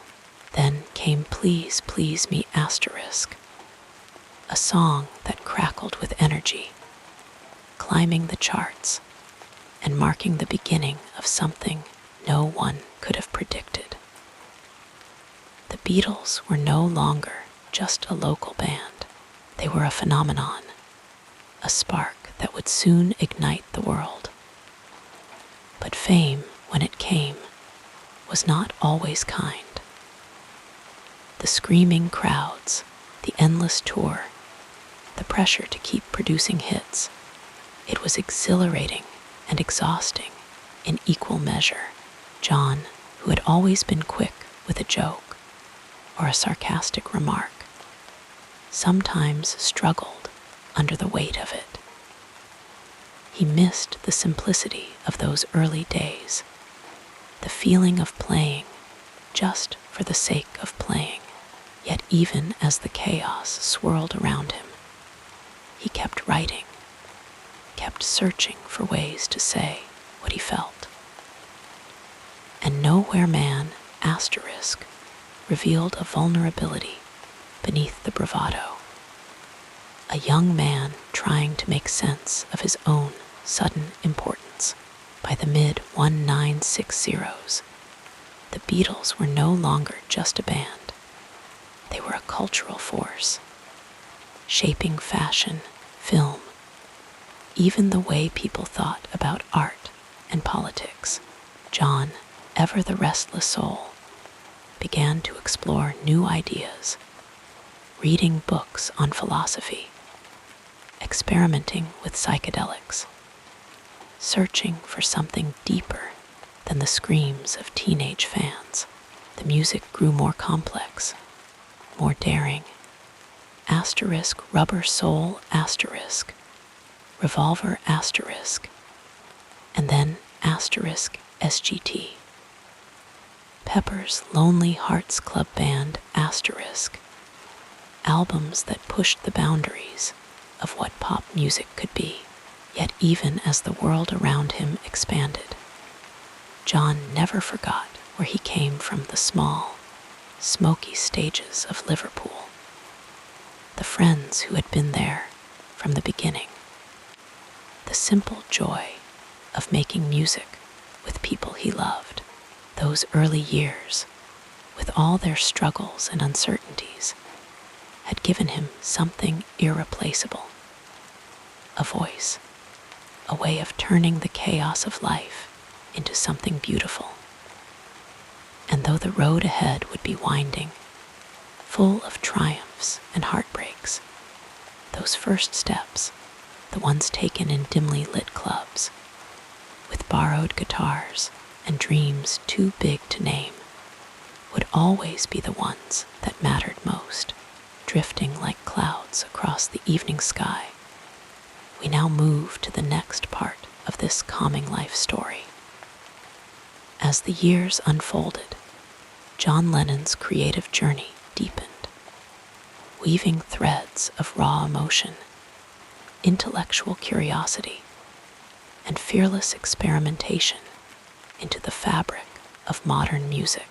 The late 1960s saw him stepping into new artistic territories, not just as a Beatle, but as a songwriter unafraid to bare his soul.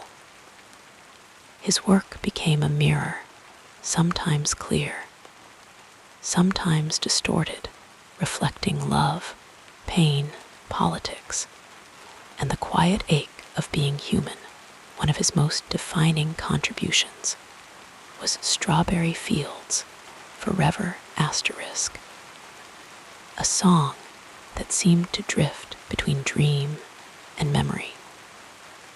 Inspired by the gardens of a Salvation Army home near his childhood house in Liverpool, the lyrics carried a wistful nostalgia, almost like a half-remembered lullaby. The recording process itself was groundbreaking, with layers of swirling mellotron, reversed tapes, and studio trickery that made the track feel like it existed outside of time. The song didn't just push boundaries, it dissolved them, proving that pop music could be as strange and personal as a diary entry.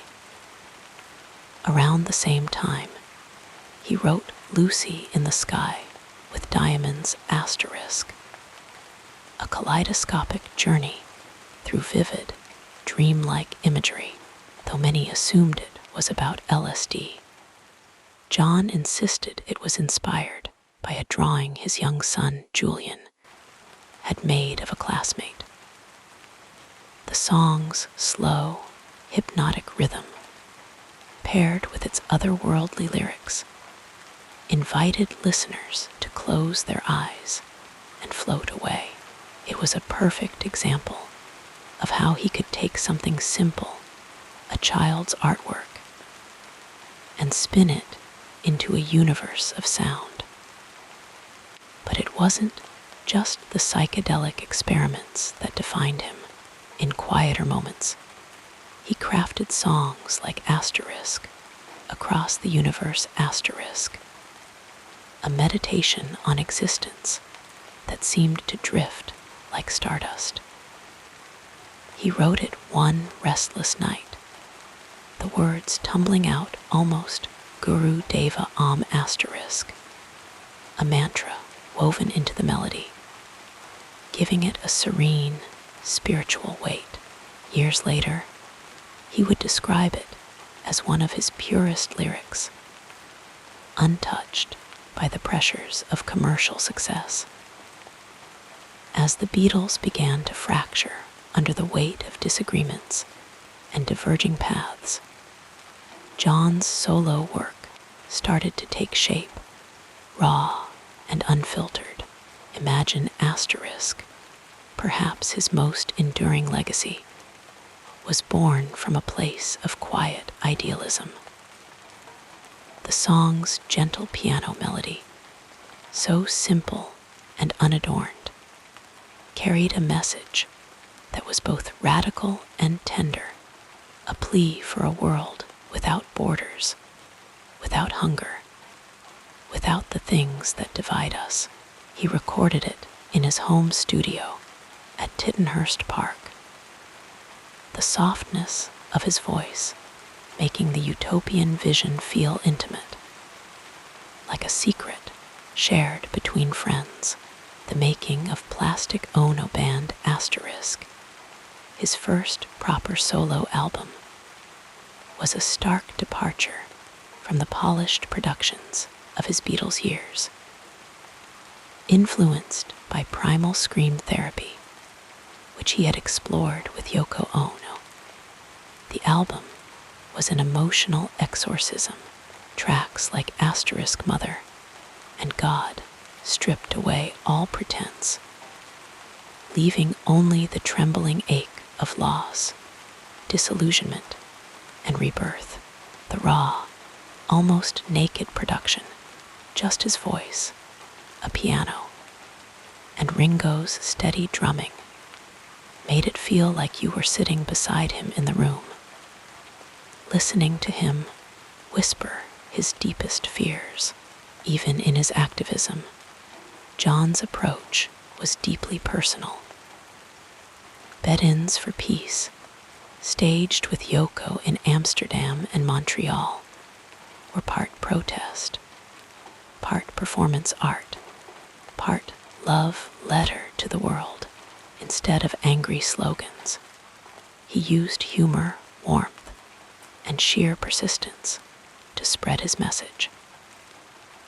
The recording of Give Peace a Chance asterisk, sung by a room full of friends and journalists in a Montreal hotel, was spontaneous, imperfect, and utterly human proof that change could begin with something as simple as a song.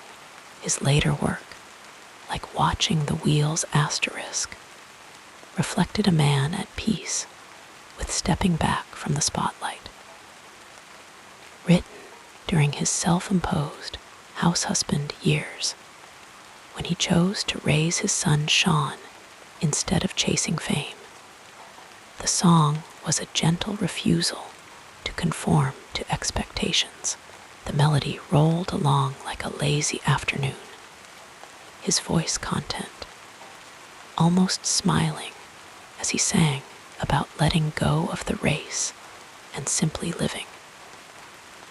John Lennon's legacy wasn't just in the songs he left behind, but in the way he taught us to listen to music, to each other, to the quiet voice inside.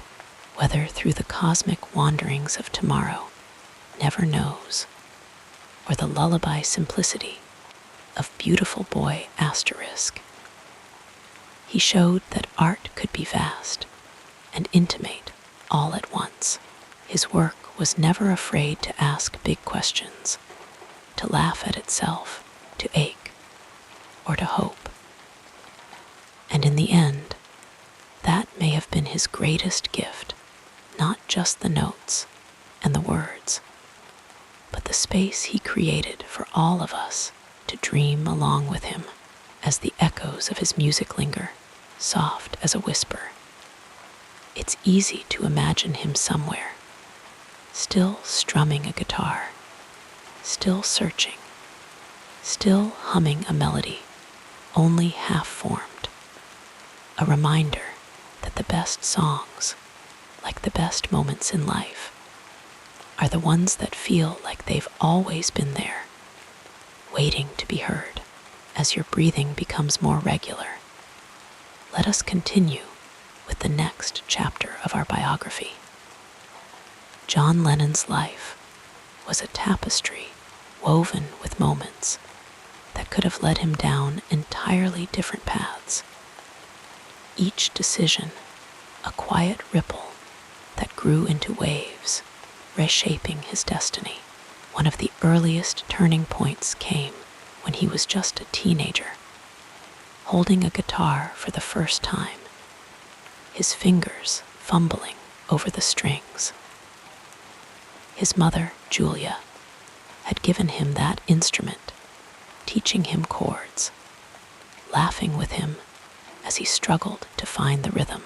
But then she was gone, taken too soon in a tragic accident, leaving him with a hollow space where her music had been. That loss could have turned him inward, hardened him, but instead, it deepened his connection to music, making it a refuge, a way to speak the words he couldn't say aloud. Without that pain, would he have ever written with such raw honesty? Would his voice have carried the same weight?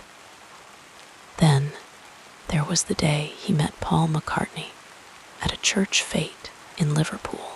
The teenage Lennon, still rough around the edges, was playing with his band, the Quarrymen, when Paul wandered over, eager to show off his own skills. There was a spark between them, an unspoken understanding that they could create something bigger together. It would have been easy for John to dismiss him, to cling to his own vision without room for another. But he didn't. He let Paul in, and that choice became the foundation of a partnership that would change music forever. Imagine if he had turned away, if pride had kept him from sharing the stage. The Beatles might never have been, and the world would have missed the alchemy of those two voices weaving together, pushing each other to greater heights. The early days of the Beatles were a whirlwind of small clubs, long nights, and the slow burn of something extraordinary taking shape. But it was their time in Hamburg, playing for hours in smoky basement bars, that forged them into something more. The grueling schedule, the exhaustion, the sheer demand to keep playing, it could have broken them. Instead, it sharpened them. John, with his sharp wit and restless energy, learned to command a stage, to hold a crowd even when his voice was hoarse from singing. Those nights in Germany were a crucible, and without them, the band might have remained just another local act, fading into obscurity rather than exploding onto the world stage. Then came fame, sudden and overwhelming, a tidal wave that could have drowned him. The screaming crowds, the endless tour, the loss of privacy. It was exhilarating and exhausting in equal measure. At the height of Beatlemania, John could have leaned into the persona, becoming nothing more than a charming pop star, pleasing the masses with safe, predictable songs. But that wasn't in his nature. He began to chafe against the expectations, writing lyrics that dug deeper, that questioned and challenged. An asterisk in my life revealed a vulnerability beneath the surface, a man searching for meaning amid the chaos. If he had chosen to stay in that glossy, manufactured image, his music might have remained catchy, but forgettable, lacking the depth that made it timeless. The mid-1960s brought another turning point, the moment he first heard Bob Dylan's music. Until then, Lennon had written mostly simple love songs, sweet and straightforward. But Dylan's poetic, introspective lyrics opened a door in his mind. Suddenly, words could be more than just rhymes. They could be stories, confessions, protests. This was the spark that led to Rubber Soul Asterisk and Revolver Asterisk, albums where the Beatles began to experiment, to stretch beyond what anyone thought a pop band could do. Without that influence, would John have ever written Asterisk Norwegian Wood or Asterisk Strawberry Fields Forever? Would he have dared to be so strange, so personal? And then there was Yoko Ono. The moment she walked into his life, everything shifted. Some saw her as a disruption, the woman who broke up the Beatles. But to John, she was a revelation. She introduced him to new ways of thinking, of creating, of seeing the world. Their love was intense, all-consuming, and it pulled him away from the band he had built. The decision to leave the Beatles was not made lightly, but it was inevitable. He had outgrown the constraints of being one-fourth of something, no matter how magnificent that something was. If he had stayed, if he had pushed down his restlessness for the sake of the group, his later work might have lacked the fearless individuality of Imagine or Plastic Ono Band Asterisk. He might have remained a Beatle forever, never discovering the full range of his own voice. The 1970s brought its own crossroads. After the frenzy of fame, the drugs, the activism, the public battles, John made a choice that surprised many. He stepped away. He retreated to the Dakota, to a quiet life with Yoko and their son, Sean.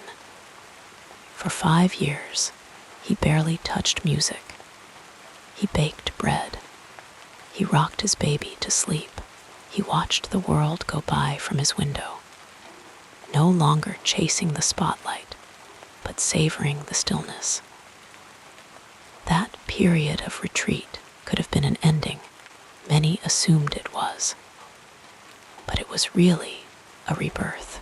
When he returned with Double Fantasy Asterisk, his music had a new tenderness, a contentment that hadn't been there before.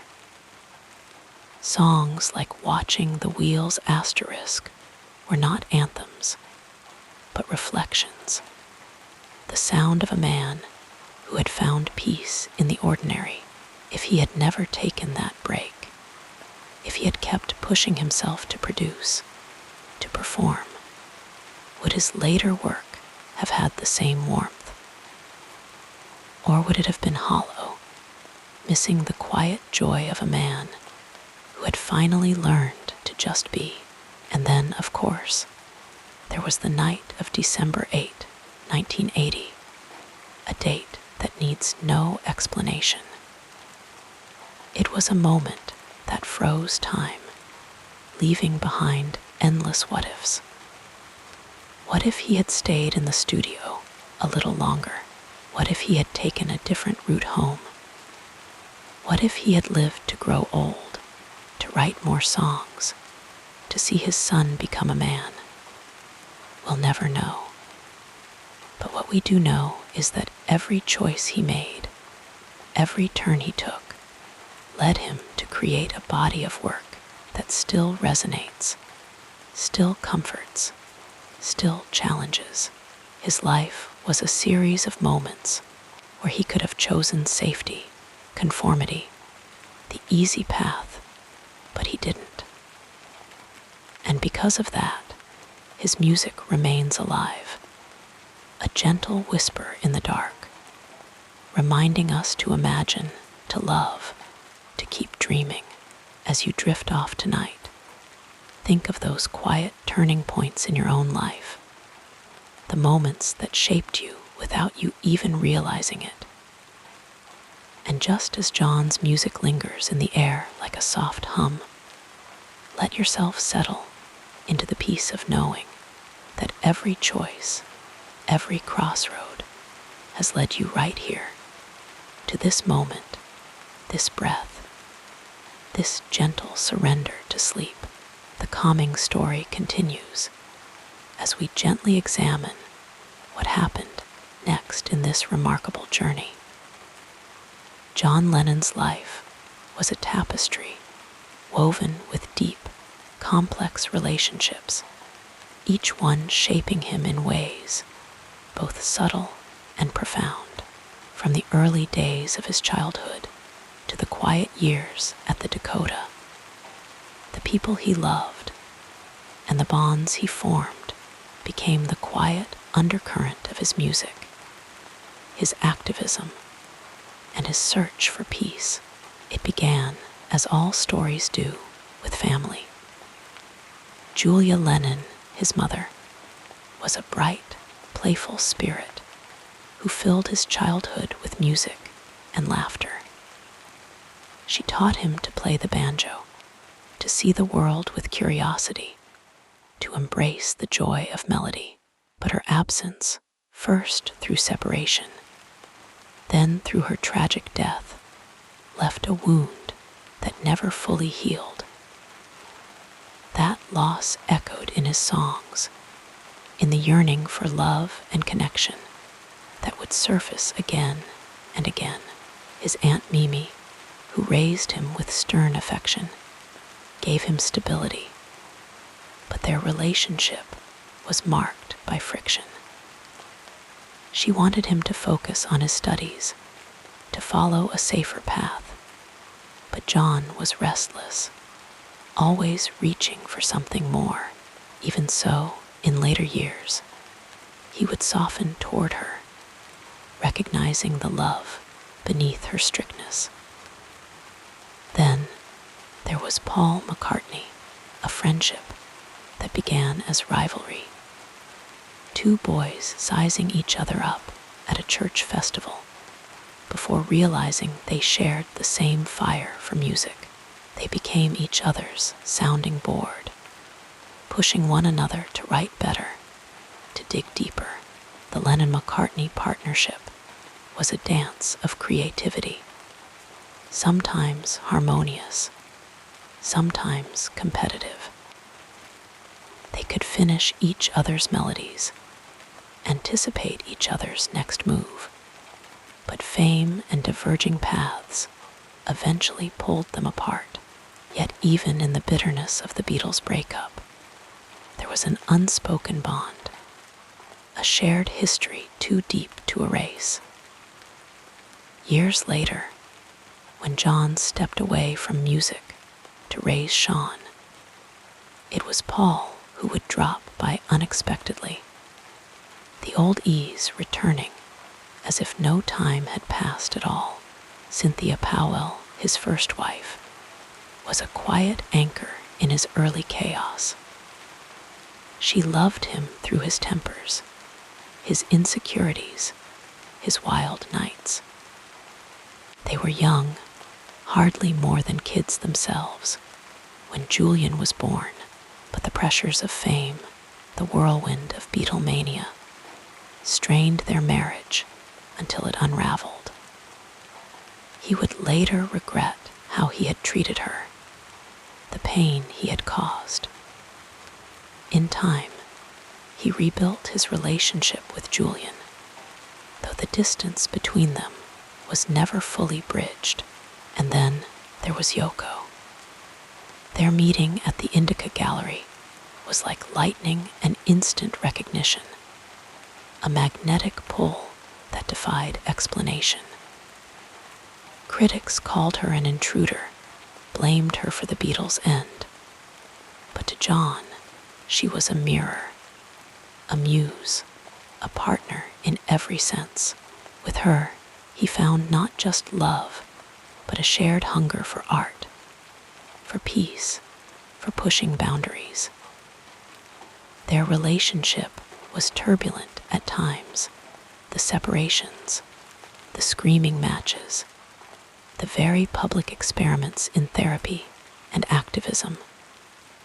But it was also unshakable when they reunited after his lost weekend in Los Angeles. It was with a deeper understanding, a quieter kind of devotion. Their love was not perfect, but it was real. He learned to bake bread for her. She learned to trust his love, even when he faltered.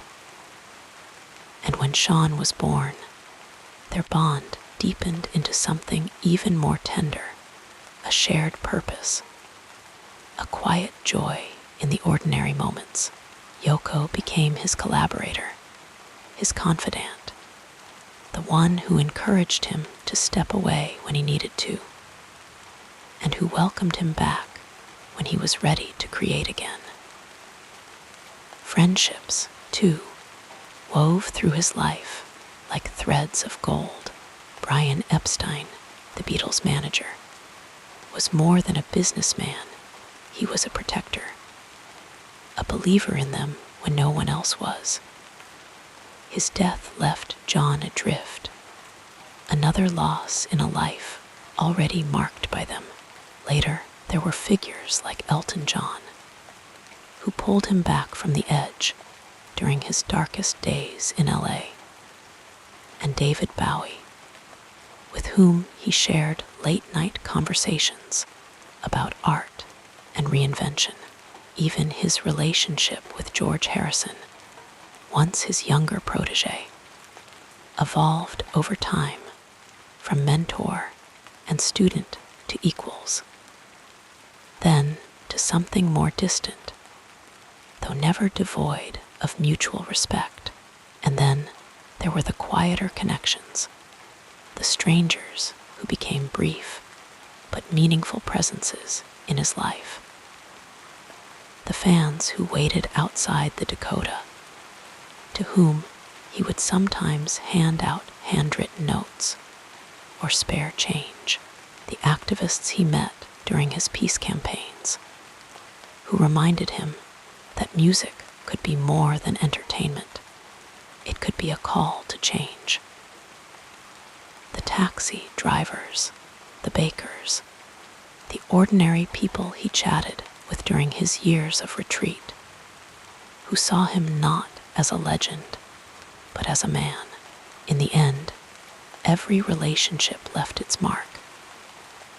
The love, the conflicts, the reconciliations, they all shaped the music, the man, the legacy.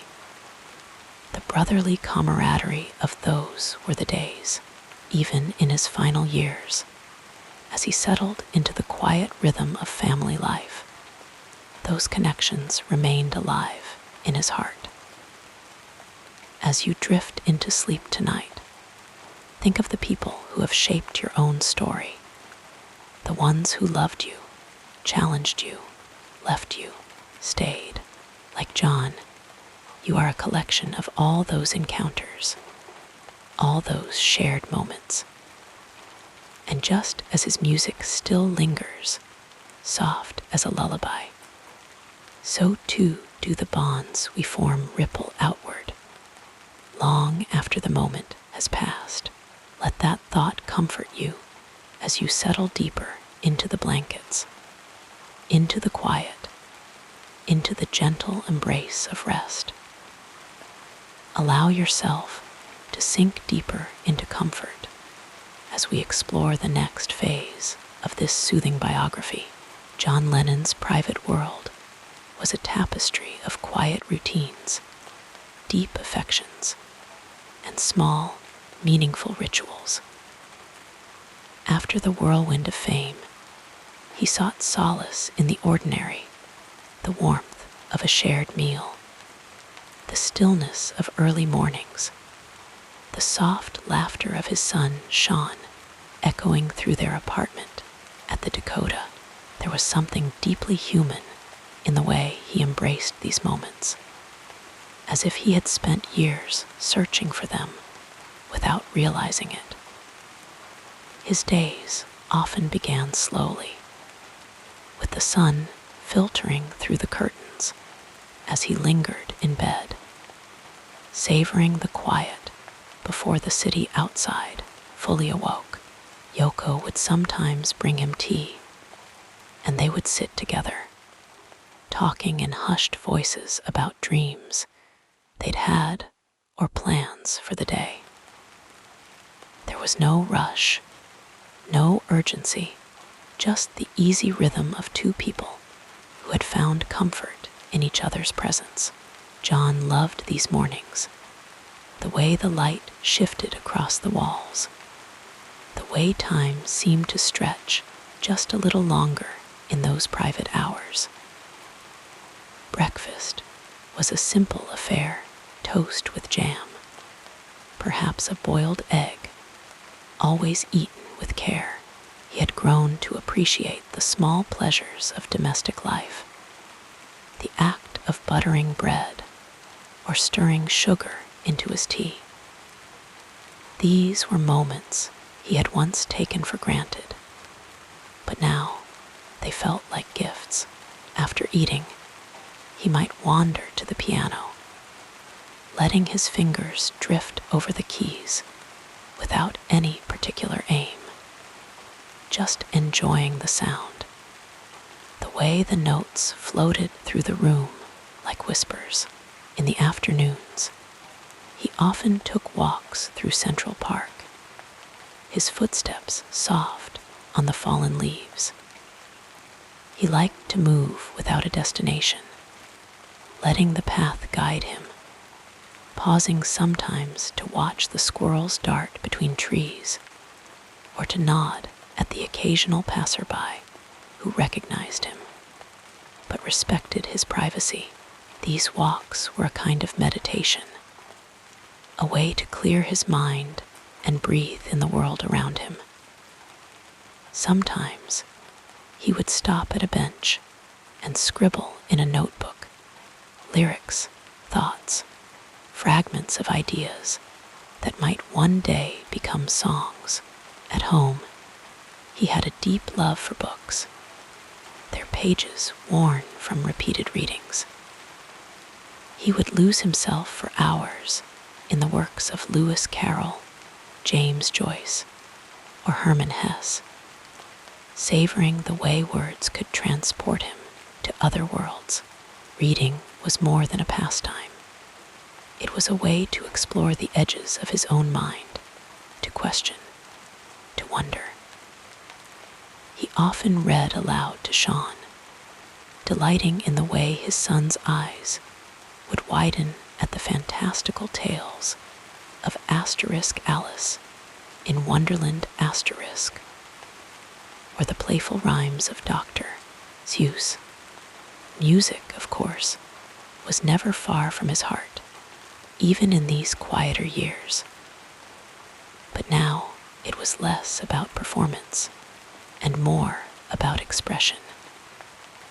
He would strum his guitar softly, singing lullabies to Sean at bedtime or humming old Beatles tunes while puttering around the apartment. There was no pressure, no expectations, just the joy of creating sound for its own sake. Sometimes, late at night, he and Yoko would listen to records together, the vinyl crackling as they sat side by side, lost in the melodies. His relationship with Yoko was the cornerstone of his life in those years. They had weathered storms together, criticism, separation, misunderstandings, but had always found their way back to each other. Their love was not the grand, dramatic kind of his youth, but something deeper, steadier. They communicated in glances, in touches, in the silent understanding that comes from years of shared experience. Yoko was his partner in every sense, not just in art or activism, but in the quiet, daily act of living. And then there was Sean, the child who had brought a new kind of light into his life. John adored being a father, relishing the small, messy, beautiful chaos of parenthood. He would spend hours on the floor with Sean, building towers of blocks that always toppled over, drawing silly pictures, or just watching as his son discovered the world with wide-eyed wonder. There was a purity in those moments, a reminder of what truly mattered. In the evenings, the family often gathered around the table for dinner, the clink of cutlery mingling with easy conversation. John loved to cook, though he was never particularly skilled at it. His specialty was a simple spaghetti dish, always slightly overcooked, but made with such affection that it didn't matter. Afterward, they might watch a film, curled up together under a blanket, or listen to the radio, letting the music fill the room like a soft embrace. As the years passed, John found himself drawn more and more to the idea of peace, not just as a political ideal, but as a personal practice. He meditated, wrote in his journals, and often spoke about the importance of love as an active force in the world. His activism was quieter now, less about grand gestures, and more about the small, daily choices that added up to a life well lived. He believed in kindness, in listening, in the power of a single moment of connection to change someone's day. And then there were the nights when the apartment was still and the city outside hummed softly in the distance. John would sometimes stand by the window, looking out at the lights, thinking about all the lives unfolding beyond his own. He felt grateful, not for fame or fortune, but for the simple fact of being here now, surrounded by the people he loved.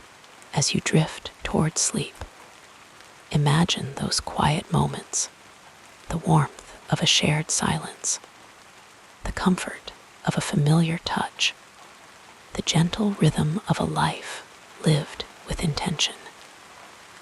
Just as John found peace in the ordinary, so too can you. Let the weight of the day soften. Let your thoughts settle like leaves floating to the ground. There is no need to rush, no need to strive, only to rest, to breathe, to be. The night is here, and it holds you gently, just as it held him, in all his quiet human beauty. Like a gentle river flowing toward the sea, our story continues with the next meaningful chapter. John Lennon's days unfolded like the turning pages of a well-loved book, each chapter shaped by the rhythms of his life, sometimes chaotic, sometimes serene, but always deeply human. In his younger years, mornings often arrived late, the sun already high by the time he stirred beneath the covers. The night before might have been spent in a dimly lit club, the air thick with cigarette smoke and the hum of guitars, or hunched over a notebook, scribbling lyrics by lamplight until his eyes grew heavy. When he finally rose, the world outside his window was already in motion, people rushing to work, buses rumbling past. But inside, there was a slow, unhurried pace. A cup of tea, strong and sweet, steamed on the table beside him as he rubbed sleep from his eyes. Breakfast was simple, if he remembered it at all. A slice of toast with jam, maybe a fried egg if he felt ambitious. His mind was already elsewhere, turning over melodies, fragments of poetry, the unfinished lines of a song. He would reach for his guitar, the wood worn smooth under his fingers, and let the music come without force. Some days, the notes flowed easily. Others, he would play the same chord over and over, searching for the right feeling. The walls of his small apartment absorbed the sound, the vibrations lingering like whispers long after he set the instrument down. As the hours passed, the world outside shifted, but inside, time moved differently. There were phone calls, Paul's familiar voice crackling through the receiver, plans being made to meet at the studio. The walk there was a blur of faces, snippets of conversation, the occasional fan calling his name. Inside the studio, the air smelled of warm electronics and old carpet, the hum of amplifiers, a constant presence. The work was intense, but intimate, hours spent hunched over a microphone, laughing over a misplaced note, the quiet thrill of hearing a song take shape.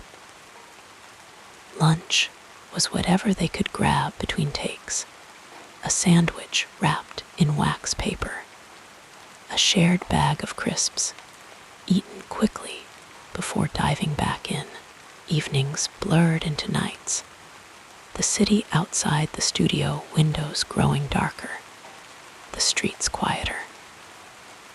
There were times when they worked until dawn, lost in the music, the world beyond the studio walls, fading into insignificance.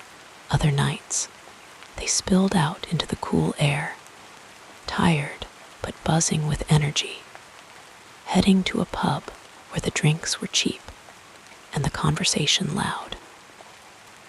John would lean against the bar, a cigarette dangling from his fingers, his voice hoarse from singing, but still eager to talk about music, about life, about the absurdity of it all. But as the years passed, the rhythm of his days softened. The late nights became less frequent, the mornings quieter.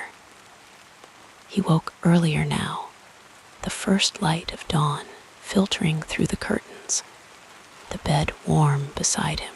There was time for stillness, a cup of tea sipped slowly by the window, the steam curling into the cool air. He had come to cherish these quiet hours, the world still half asleep, the city outside hushed and gentle. Breakfast was no longer an afterthought. He took his time, slicing fruit, spreading butter thickly on toast, savoring each bite. The kitchen was bright, filled with the smell of coffee and the sound of a radio murmuring in the background. Sometimes he would sit at the table with a notebook, jotting down thoughts, not always lyrics, just words, fragments of ideas, observations about the world. His handwriting was messy, the ink sometimes smudged, but the act of writing grounded him, made the thoughts in his head feel real. Mid-morning often found him at the piano, the keys cool beneath his fingers. The songs he played now were different, softer, more introspective. He didn't rush them. Some days, he would play the same few bars over and over, letting the melody evolve on its own. The sunlight slanted across the floor, the dust motes dancing in the air. There was no pressure, no deadline, just the pleasure of creating. Lunch was a quiet affair, sometimes shared, sometimes alone. A bowl of soup, a piece of crusty bread, a simple meal eaten without hurry. The afternoons were for reading, for walking, for letting his mind wander. He loved the park near his home, the way the trees swayed in the breeze, the sound of children laughing in the distance. He would sit on a bench, watching the world go by, feeling the sun on his face. Sometimes he brought a book, but often he just sat, letting his thoughts drift like clouds. Evenings were slow, unhurried.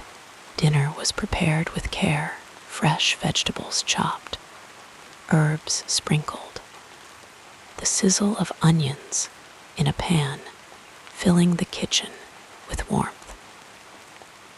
He had come to love the ritual of cooking, the way it demanded his full attention, pulling him into the present moment. The table was set simply, a cloth napkin, a single candle flickering in the center.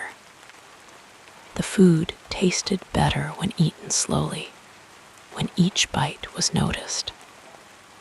After dinner, there was music again, but softer now, maybe a record spinning on the turntable, the crackle of vinyl, a comforting sound. Or his own voice, humming along to an old favorite, the melody wrapping around him like a blanket. Some nights, he would sit by the window, watching the lights of the city twinkle in the distance. The world outside was vast, full of noise and motion, but here, in this quiet space, there was peace. And then sleep, the sheets cool against his skin, the weight of the day lifting. He would lie there, listening to the gentle sounds of the night, the hum of the refrigerator, the distant sigh of traffic, the occasional creak of the floorboards. His breath slowed, his thoughts grew quieter. The day had been full, but not hurried. There had been music and stillness and moments of connection. And now there was rest. As you drift toward sleep, imagine these rhythms, the slow, steady beat of a life lived with intention, the warmth of morning light, the quiet of an afternoon walk, the comfort of an evening meal shared. There is no need to rush, no need to chase. Just the gentle unfolding of time, moment by moment, like the turning of pages in a well-loved book. Let your breathing slow, let your thoughts settle. The night is here, soft and forgiving, ready to carry you into dreams. As your thoughts grow quieter, we'll continue our peaceful exploration of this fascinating life. John Lennon's mind was a restless river, always flowing, always searching. From his early days as a sharp-witted, rebellious boy in Liverpool to his later years as a seeker of peace and truth, his thoughts and beliefs shifted like the tides, shaped by experience, love, and loss. Yet at his core, there was always a deep yearning for connection, for meaning, for something beyond the noise of the world. As a young man, He wore cynicism like armor. The early loss of his mother, Julia, left a wound he carried for years, and his humor often had a bite to it, a way of deflecting pain with wit. There was a defiance in him, a refusal to be molded by expectation, even as the Beatles rose to unimaginable fame. He chafed at the idea of being a mere entertainer. He wanted to say something, to mean something. But beneath the sarcasm, there was always a tenderness. His songwriting, even in those early days, revealed glimpses of it, the longing in asterisk, in my life asterisk, the quiet affection of I will asterisk. He had a way of cutting through pretense, of saying the simple, honest thing. Love is wanting to be loved, he once mused, and in those few words, he captured a truth that could fill volumes. Then came the change, the slow, inevitable shift. Meeting Yoko Ono was like finding a missing piece. She challenged him, expanded him, showed him new ways of thinking. Together, they explored art, activism, and the raw edges of human emotion. Their famous bed-ins for peace, where they invited the world into their hotel room to talk about ending war, were both playful and profound. It was a childlike plea, but also a radical one. His philosophy softened as he grew older. The anger and rebellion of his youth gave way to something quieter, more reflective. He spoke often about the need for inner peace, believing that real change had to start within. It was a simple idea, but one that carried weight. He understood that the world's problems were tangled in human desire, in the things we chased instead of the things we truly needed. Music remained his language, his way of reaching beyond words. In asterisk, imagine asterisk, he painted a world without borders, without greed, without the divisions that kept people apart. The song was gentle, almost lullaby-like, but its message was revolutionary. It was an invitation, not a demand, a hand extended to anyone willing to dream with him. At home, in his final years, he found a different kind of rhythm. There were mornings spent baking bread, afternoons playing with his son Sean, evenings lost in music or conversation. He had stepped away from the frenzy of fame, choosing instead the quiet joys of ordinary life. Life is what happens to you while you're busy making other plans. He had written years earlier, and now he was living those words. The man who had once been the most famous musician in the world was now content to be still, to listen, to simply be. His beliefs were never fixed, never rigid. He questioned everything, even his own convictions. He once said with a shrug, "I'm not a leader." That humility, that willingness to admit uncertainty, was part of what made his voice so enduring. He didn't claim to have answers, only questions, only hopes. And so, as you drift toward sleep, think of him like this, not as an icon, but as a man who loved deeply, who raged and laughed and wondered. A man who believed in peace not as some distant ideal, but as something that could begin in a single heart, in a single moment. The night is soft around you now. the world outside still spinning, still noisy. But here, in the quiet, there is space to imagine just as he did. Let your breath slow, let your thoughts settle.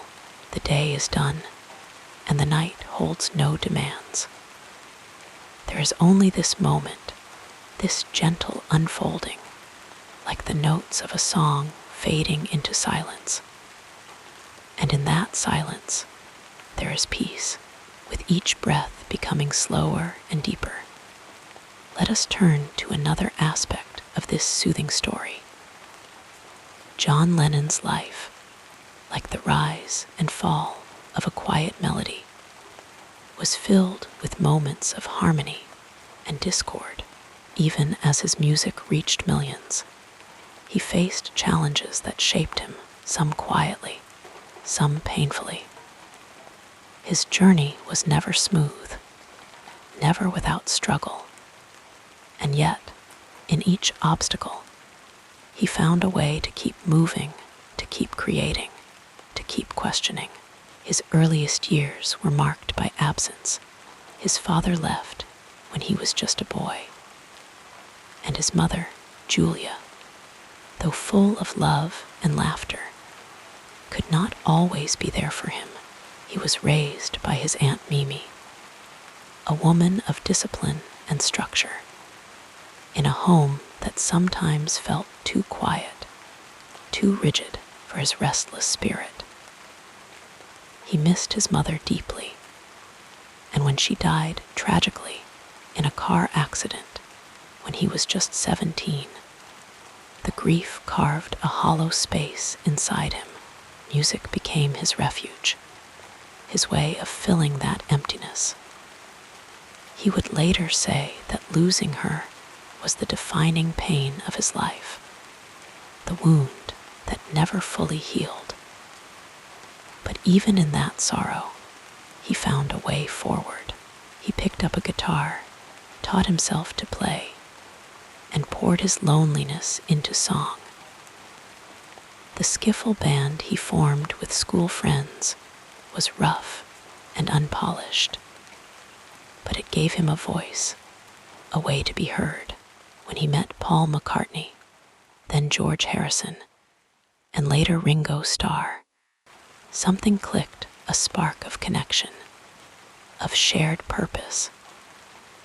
The Beatles were born not from perfection, but from persistence, from playing in dimly lit clubs in Hamburg until their fingers ached and their voices grew hoarse. They slept in cramped rooms behind movie theaters, lived on little more than determination and dreams. It was grueling, exhausting work, but John never shied away from it. Success came, bright and sudden, but with it came new struggles. Fame was a double-edged sword. The screaming crowds, the relentless schedules, the loss of privacy, it wore on him. He loved the music, the creativity, but the machinery of stardom left him feeling trapped. He once described it as being like a hamster in a cage, running endlessly without getting anywhere. The pressure to be John Lennon of the Beatles, rather than just John, the man, gnawed at him. He began to question everything, the purpose of their music, the nature of fame, even his own identity. And then there were the critics. Not everyone understood his sharp wit, his blunt honesty, when he made his famous remark that the Beatles were more popular than Jesus. The backlash was swift and fierce. Radio stations banned their music. Records were burned. Threats poured in. It was a harsh lesson in the weight of words, in how easily meaning could be twisted. He didn't back down, but he did reflect. Later, he would say he regretted not phrasing it differently, not because he didn't believe in speaking his mind, but because he hadn't wanted to hurt people. It was a moment that showed his complexity, his defiance, but also his capacity for self-examination. The breakup of the Beatles was another profound loss, another ending he hadn't fully chosen. Creative differences, business disputes, personal tensions. It all unraveled slowly, painfully. For a man who had once said the band was closer than family, its dissolution left him adrift. He poured his confusion and heartache into his first solo album, Plastic Ono Band Asterisk, a raw, stripped-down confession of pain and healing. Songs like Mother and God were cries from the depths, a way of letting go, of facing his ghosts head-on. His relationship with Yoko Ono, too, was met with resistance from fans, from the media, even from friends who didn't understand their bond. They were ridiculed, dismissed, called eccentric, or worse. But in her, he found a kindred spirit, someone who challenged him, who matched his intensity. Together, they turned inward, retreating from the spotlight to focus on art, on activism, on raising their son Sean. It was a quieter life, one of domesticity and deep reflection. Even his fight for peace, the cause he held so dear, was met with obstacles. The FBI surveilled him, labeled him a troublemaker. His visa was nearly revoked, his motives questioned. But he kept writing, kept speaking, even when it felt like no one was listening. He understood that change was slow, that the world moved in fits and starts, and then, in the end, came the cruelest twist, a life cut short by violence, the very thing he had spent years preaching against. His death was a shock, a wound that still aches for those who loved him. But his music, his words, his insistence on imagining a better world, they remain, soft and persistent as a whisper in the dark. So as you drift now, let his story remind you that even the brightest lives have shadows, that struggle is part of being human, and that, in the end, what matters is not the absence of pain, but what we make of it. John Lennon made music. He made art. He made mistakes, and he learned from them. And in doing so, he left behind something enduring, something that still hums in the quiet, still asking us to imagine, to hope, to believe in peace.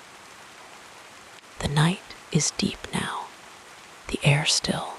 Let his story settle over you like a blanket, warm and familiar. There is no need to hold on too tightly. Just breathe and rest. The music plays on, even in the silence. The tapestry of this remarkable life unfolds further as we gently explore the next meaningful period.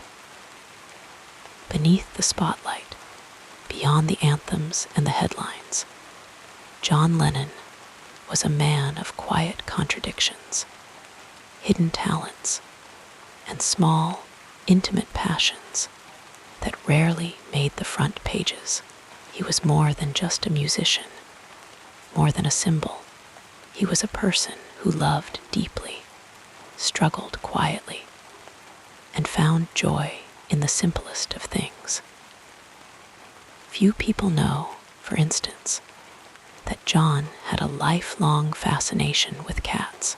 Even as a boy in Liverpool, he would bring strays home, much to his Aunt Mimi's exasperation. Later in life, during his years in New York, he and Yoko would often be seen with their beloved cats, some of whom had whimsical names like Salt and Pepper.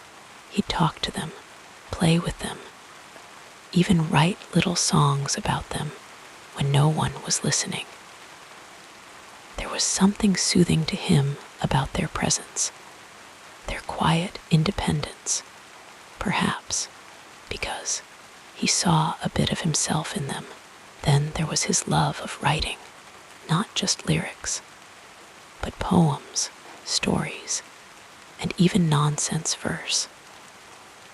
He had a childlike delight in the sounds of words, rolling them around in his mouth like candy. Even in his most serious moments, he couldn't resist a pun or a silly rhyme. Once, while recording in the studio, he scribbled an entire poem about a man who turned into a chair just because it made him laugh. And laughter, of course, was something he carried with him always.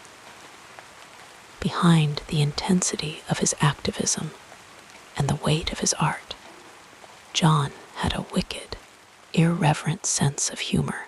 He loved British comedy shows, especially The Goons and Monty Python, and would often quote them at random moments. His interviews were full of playful deflections, absurd jokes, and a refusal to take himself too seriously. Even in the middle of serious political discussions, he'd crack a joke just to lighten the air. It was his way of staying human, of not letting the world turn him into a statue. But he also had a deep, almost secretive love of stillness. Amid the chaos of fame, he would retreat into quiet hobbies, sketching, painting, or just sitting by a window, watching the world go by. He was a surprisingly good draftsman, with a delicate, expressive line in his drawings. Some of his sketches were whimsical cartoons, while others were tender, almost vulnerable portraits of Yoko or his son Sean. He never considered himself a great artist, but he didn't need to. It was enough to create for the sake of creating, to lose himself in the quiet act of putting pen to paper. Then there were the small, ordinary rituals that grounded him. He loved making tea, not just drinking it, but the whole slow process of boiling the water, steeping the leaves, waiting for the perfect moment to pour. It was a habit he picked up in Liverpool, where tea was a comfort, a conversation starter, a way to pause and breathe.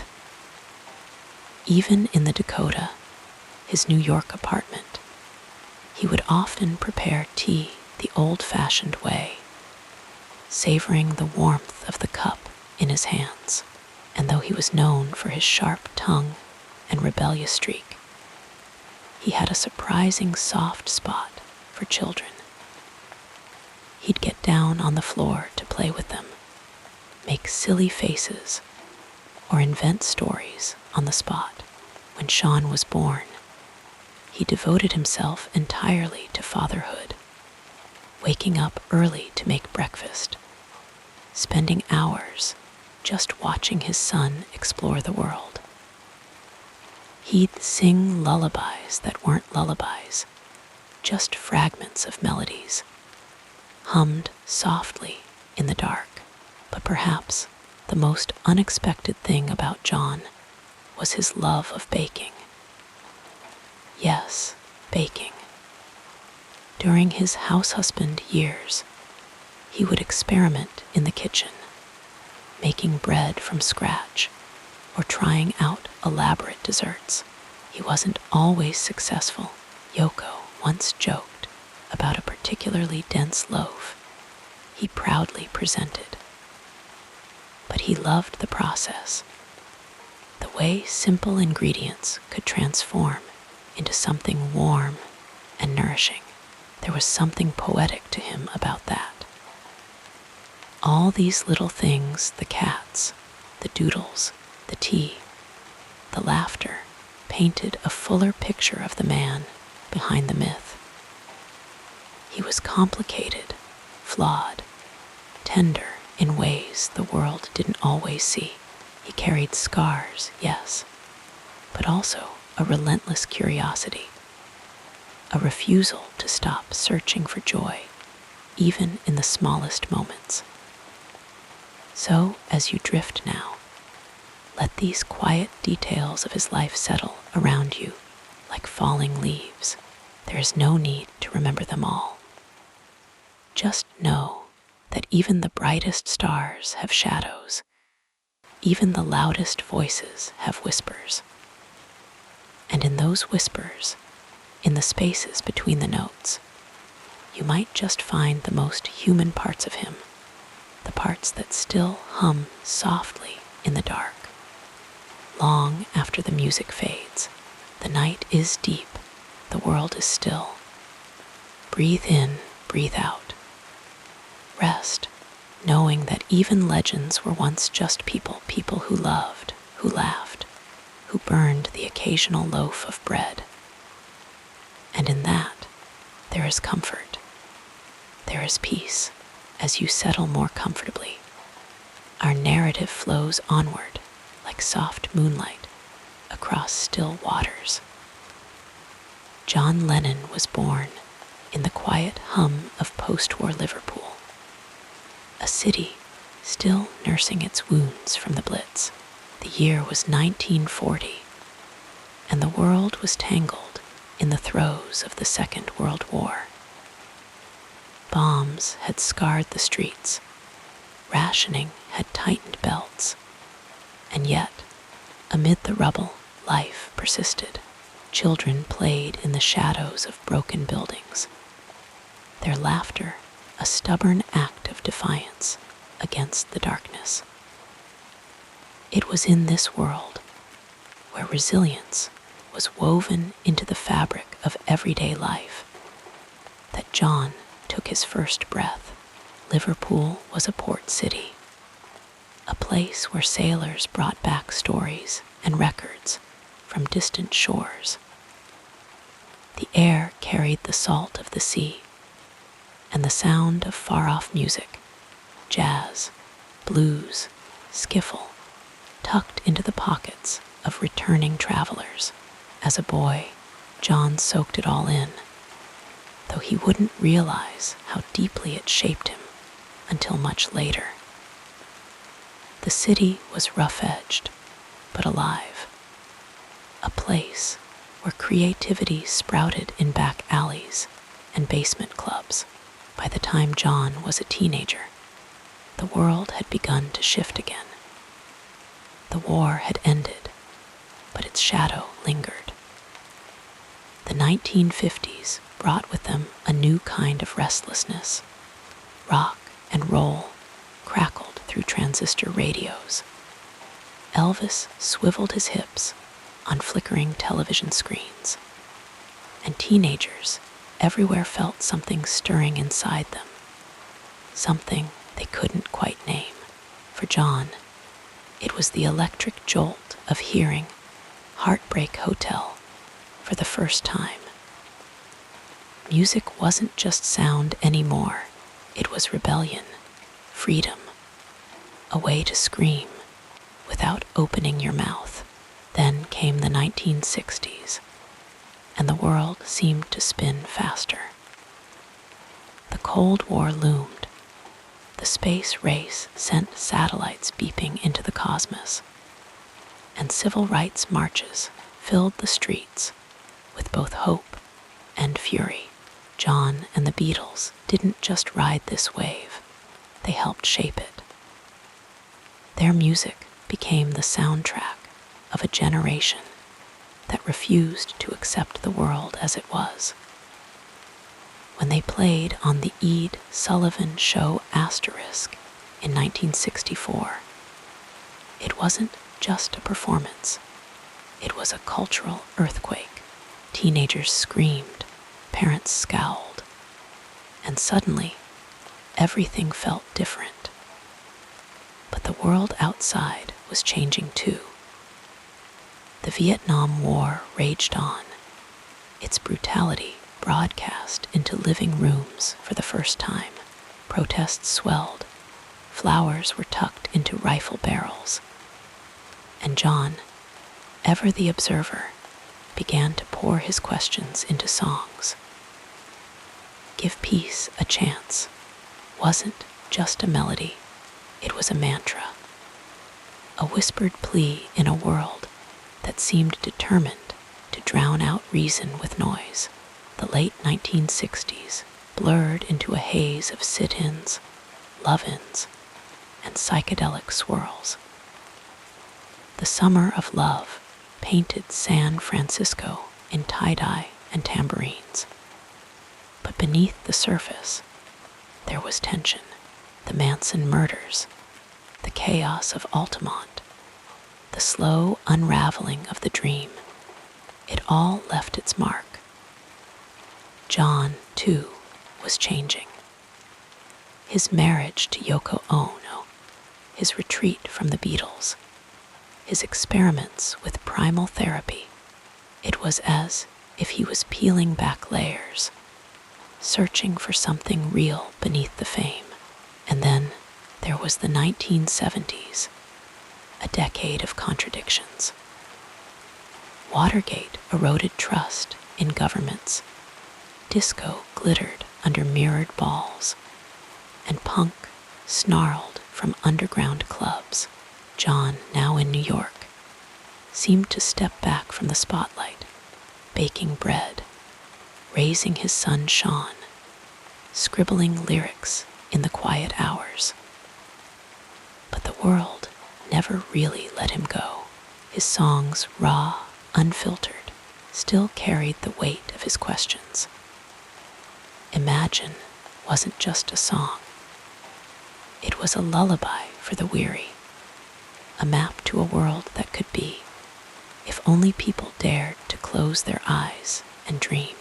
Through it all, John remained a man of his time, shaped by wars and revolutions, by love and loss, by the unshakable belief that music could change things. He wasn't perfect. He could be cruel, impulsive, haunted by his own ghosts, but he was human, achingly so. And in that humanity, there is something deeply comforting. So as you drift now, let the hum of history cradle you. The wars ended, the music played on, and somewhere in the quiet, John's voice still lingers, not as a legend, but as a man who loved, who wondered, who tried. The night is soft, the air is still. There is no need to hold onto every detail. Just rest, knowing that even in the noise of the world, there have always been whispers of peace. Let the rhythm of these words carry you further into relaxation as we continue our peaceful journey. John Lennon's voice was never just sound, it was a presence, a quiet revolution humming beneath the noise of the world. From the early days of the Beatles to his solo years, his words and melodies didn't just entertain. They invited people to see differently, to feel more deeply. His impact stretched far beyond music, weaving into the fabric of culture, politics, and the way people imagined their own lives.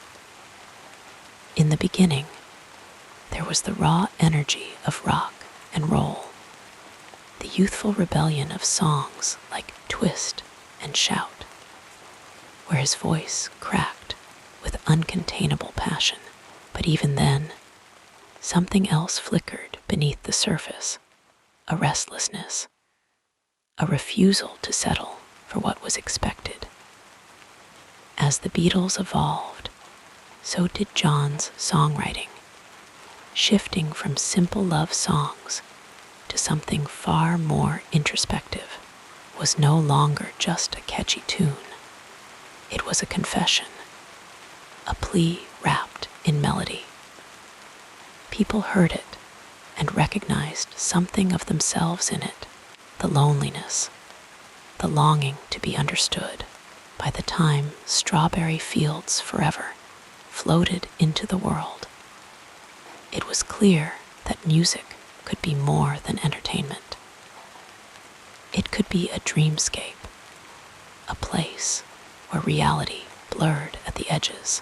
The song's hazy, surreal sound wasn't just innovative, it was a doorway into a different way of listening.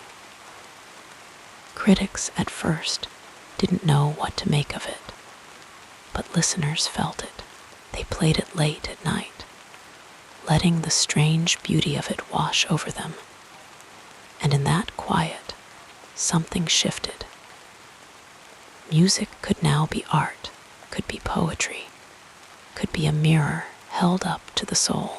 And then came the solo years, the time when John stepped away from the frenzy of Beatlemania and into the stillness of his own mind. Imagine was born in that stillness, a song so simple yet so vast that it seemed to hold the entire world within its notes. The lyrics were gentle, almost childlike in their hope. No heaven, no hell, no countries, nothing to kill or die for. Some called it naive. Others heard it and wept. It became an anthem for peace movements, for dreamers, for anyone who ever lay awake at night wondering if a better world was possible. Decades later, it still drifts through protests, through vigils, through quiet bedrooms where someone needs reminding that hope exists. His influence wasn't just in the songs themselves, but in the way he refused to separate art from life. He and Yoko staged bed-ins for peace, turning their honeymoon into a protest, their love into a public statement. The media mocked them, called it a stunt. But those who listened closely heard something else, a man who believed so deeply in his ideals that he was willing to look foolish for them. It was a kind of bravery, the kind that doesn't shout, but simply sits, unshaken, in the face of ridicule. Musicians who came after him carried pieces of his legacy forward. Punk artists admired his rawness, his willingness to scream when screaming was needed. Hip-hop artists sampled his words, recognizing the rhythm of truth in them. Even those who never picked up an instrument felt his impact in quieter ways, the way a line of his lyrics might surface in a moment of doubt, or how a melody could make the world feel softer, if only for 3 minutes. Public perception of him shifted over the years, as it does with all figures who live so openly. In the early days, he was the clever, sharp-tongued Beatle, the one who didn't suffer fools gladly. Later, he was the activist, the dreamer, the flawed man who fought his own demons while trying to heal the world's. After his death, he became something else, a symbol, a ghost, a voice that never quite faded, but the real John was always there, in the cracks between the legend. The man who wrote songs in the middle of the night, who loved fiercely, who laughed until his sides hurt, who wondered, always, if he was doing enough. His cultural footprint is everywhere, if you know where to look. A teenager strumming "Give Peace a Chance" on a battered guitar. A parent singing "Beautiful Boy" to their child at bedtime. The words as tender as they were when he first wrote them for Sean. These are the quiet ways his legacy lives, not in statues or awards, but in moments where his art still touches someone, still makes them feel less alone. And then there are the songs that didn't just change music, but changed the way people thought. Working Class Hero was raw and unpolished, a bitter hymn for those who felt crushed by the weight of expectation. It wasn't a hit in the traditional sense, but it didn't need to be. It found its way to the people who needed it, the ones who played it on scratchy records in dimly lit rooms, nodding along because someone had finally put their anger into words. Even his quieter, less celebrated work carried weight. Watching the Wheels was a reflection on stepping back from fame, on choosing a small, ordinary life over the roar of the crowd. People heard it and wondered if they, too, could let go of the endless chase, if there was peace to be found in stillness. The night is long, and the world is heavy with its own noise. But somewhere in the quiet, if you listen closely, there's still the faint echo of a man who believed in something better. His songs are still there, waiting to be rediscovered by someone who needs them. His words still drift through the air like whispers, like reminders that art can be a kind of shelter, a place to rest when the world feels too loud. So let your thoughts slow now. Let the weight of the day dissolve. The music is still playing, soft and steady, a lullaby for the restless, the hopeful, the dreaming. There's no need to hold onto every detail, no need to grasp at the full measure of his impact. Just know that it's there, woven into the fabric of things, a quiet hum beneath the surface of the world. And in that knowing, there is peace. Close your eyes. Breathe. The night is gentle, and the songs are still singing themselves. Even now, with the gentleness of falling snow, we transition now to another meaningful chapter in this life story. There was a time, long before the screaming crowds and the bright lights, when John Lennon was just a boy with a guitar and a restless heart. He would sit in his bedroom in Liverpool, plucking at the strings, lost in his own world. His Aunt Mimi, who raised him, often scolded him for making too much noise. He would just smile, knowing even then that music was the only thing that truly made sense to him. One quiet afternoon, when he was just 16, he heard a song on the radio that changed everything.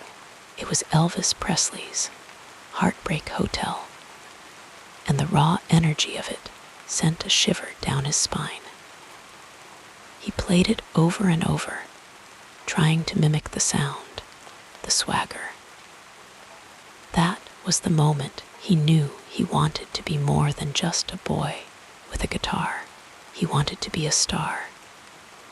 Not long after, he met Paul McCartney at a church festival.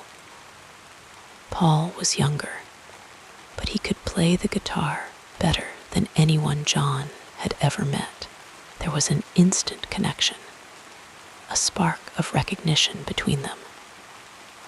They spent hours talking about music, trading chords, dreaming up songs. It was the beginning of something extraordinary, though neither of them could have known it then, in those early days, before the Beatles became famous. They played in tiny clubs in Hamburg, Germany. The hours were long, the pay was terrible, and they often slept in cramped, dirty rooms behind the stage. But they played with everything they had, night after night, until their fingers ached and their voices grew hoarse. It was there that John learned how to command a crowd, how to turn chaos into something beautiful. One evening, after a particularly rowdy show, a fight broke out in the audience. Glasses shattered, chairs flew, and the band kept playing, as if the music could somehow calm the storm. Later, John would laugh about it, saying that was when he realized rock and roll wasn't just about songs, it was about survival. When fame finally came, it came all at once, like a tidal wave. Suddenly, the Beatles were everywhere, and John found himself at the center of a whirlwind. But even in the midst of the madness, there were quiet moments. He loved wordplay, the way phrases could twist and turn, revealing hidden meanings. There's a story about how Lucy in the Sky with Diamonds came to be. His son Julian, just a little boy at the time, came home from school with a drawing of a classmate named Lucy, surrounded by stars. The phrase stuck with him, and soon it became one of his most surreal, dreamlike songs. People thought it was about drugs, but John always insisted it was just a child's innocent imagination. Not all the stories were light-hearted, of course. John could be sharp-tongued, quick to anger, especially when he felt cornered. Once, during a recording session, he grew so frustrated with a take that he stormed out of the studio, got into his car, and drove all the way home without a word to anyone. The next day, he returned, calm and focused, as if nothing had happened. That was just how he was: passionate, unpredictable, always searching for something just out of reach. After the Beatles broke up, he retreated for a while, stepping back from the spotlight to raise his son Sean with Yoko. He baked bread, tended to the garden, and for the first time in years, he simply lived. He called it his house husband phase, and though some people thought he had disappeared, he was happier than he'd been in a long time. But the music never left him. Even in those quiet years, he would sit at the piano, playing old songs, writing new ones. He once said that making music was like breathing. He couldn't stop even if he wanted to. And then, in 1980, he returned with a new album, Double Fantasy, full of songs about love and hope. It was as if he had come full circle, back to the simple joy of creating. He was excited about the future, about making more music, about growing older with Yoko by his side. The night he died, he had just finished a recording session. He was tired, but happy, humming to himself as he walked home. The world didn't know it yet, but it was about to lose one of its brightest voices. But here's the thing about voices like his: they never really fade. They linger in the spaces between notes, in the quiet moments when you least expect them. Even now, if you listen closely, you might hear him in the rustle of leaves, in the hum of a distant radio, in the quiet of your own thoughts. So let the stories drift over you like soft waves, one after another, until the edges blur and the lines between past and present soften. The music is still here, after all, and in that, there is comfort, there is peace. Close your eyes now. Breathe. The night is long, but it is kind, and somewhere, a melody is still playing just for you. As your eyelids grow heavier, we'll softly explore another dimension of this fascinating biography. In the quiet years that followed the whirlwind of the 1960s, John Lennon stepped away from the spotlight, retreating into a quieter life with Yoko Ono and their son, Sean. The world that had once clamored for his voice, his music, his opinions, now had to wait as he chose stillness over noise, family over fame. It was a deliberate pause, a breath taken after decades of relentless creation, and yet, even in that stillness, his presence was felt, like the faintest hum of a song just beyond hearing. For 5 years, he lived as a self-proclaimed house husband, baking bread, tending to Sean, and watching the world from the windows of the Dakota. Their home in New York City, there was something deeply human in this choice. A man who had once been larger than life, now folding into the ordinary rhythms of fatherhood. The music didn't leave him, though. It simmered beneath the surface, waiting for the right moment to return. And when it did, it came softly at first, like the first notes of a melody played on a quiet piano in an empty room. His final album, Double Fantasy Asterisk, released in 1980, was a conversation, a tender back and forth between John and Yoko, a musical love letter to the life they had built together. Songs like Watching the Wheels carried the gentle defiance of a man at peace with his choices, unbothered by the expectations of others. Beautiful Boy, written for Sean, was a lullaby wrapped in warmth, a father's promise cradled in melody. The album was a rebirth, a return to the world not as a revolutionary, but as a man who had found his center. The world welcomed him back with open arms. The music felt different this time, softer, wiser, but no less powerful. Critics praised its honesty, its lack of pretense. Fans heard in it the voice of someone who had grown alongside them, who had stumbled and risen and learned.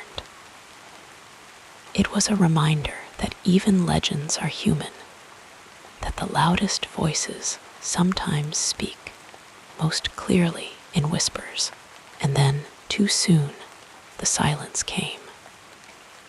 On a cold December night, the music stopped. The world held its breath, unable to comprehend that a voice so vibrant could be gone in an instant. But here's the thing about voices like his: they never really fade. Grief poured out in waves, candles flickered in countless vigils, and radios played his songs on endless loops, as if the very air refused to let him go. In the years that followed, his legacy grew, not as a relic of the past, but as a living presence.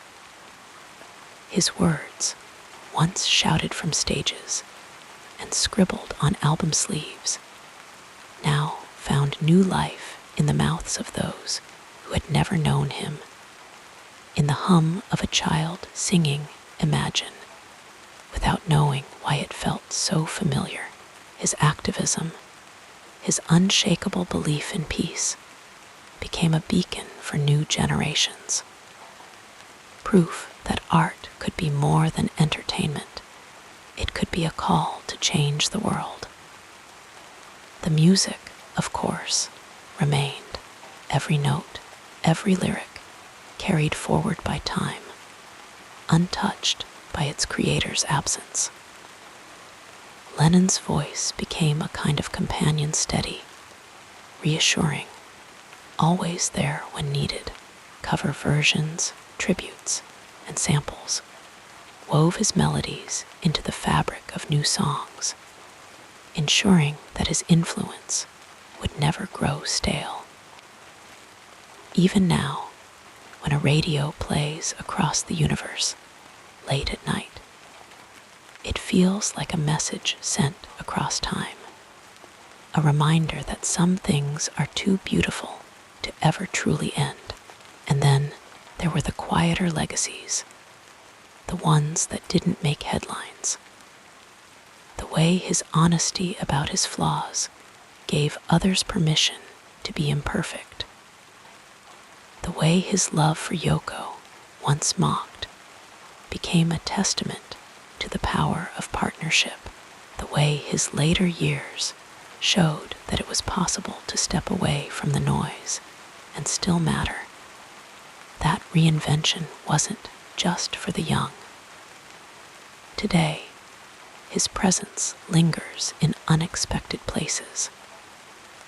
In the graffiti on a wall quoting his words, in the way a parent might sing "Beautiful Boy" to their child without realizing where they first heard it. His life was loud, yes, but his impact is often felt in the quietest moments, in the spaces between thoughts, in the unspoken understanding that music can heal. So if you listen closely, you might still hear him, not as an echo, but as something alive, woven into the world. The night is long, but it is kind, and somewhere, always, a melody is playing just for you. Breathe deeply now, let the weight of the day settle, and the stories drift like leaves on a slow-moving stream. The music hasn't gone anywhere. It's right here, waiting for you to close your eyes and listen. The gentle cadence of our story continues, flowing like a peaceful stream through the next chapter. John Lennon's voice still hums in the background of the world, like a quiet radio left playing in another room.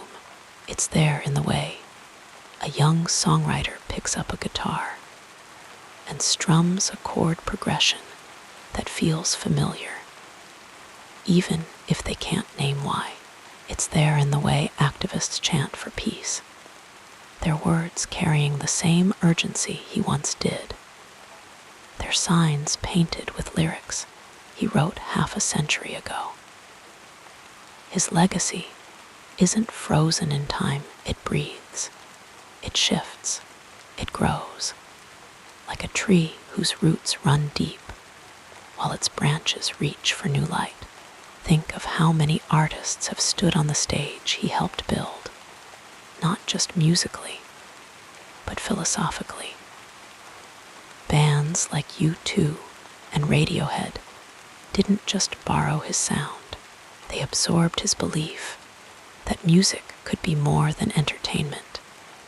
It could be a call to wake up, to feel, to change.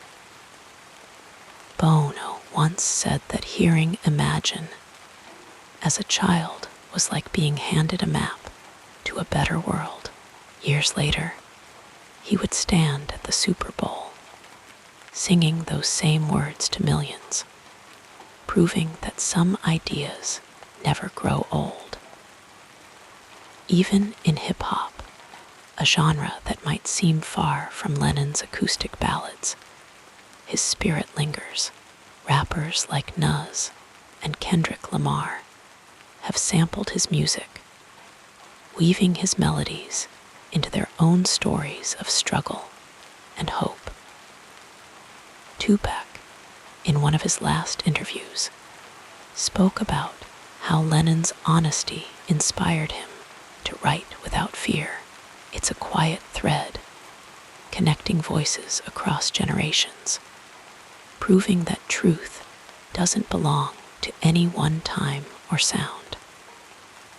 And then there are the quieter moments, the ones that don't make headlines. A teacher playing across the universe for a classroom of restless students, watching as the room settles into a rare silence. A nurse humming Julia to comfort a patient who doesn't know the song but feels its tenderness anyway. Lennon's music wasn't just about the grand statements. It was about the small, human exchanges, the way a melody can become a hand to hold in the dark. His activism, too, left ripples that still spread. The organizers of modern peace movements may not always cite him by name, but the language they use, the insistence on dreaming bigger, on refusing to accept a world divided, bears his fingerprints.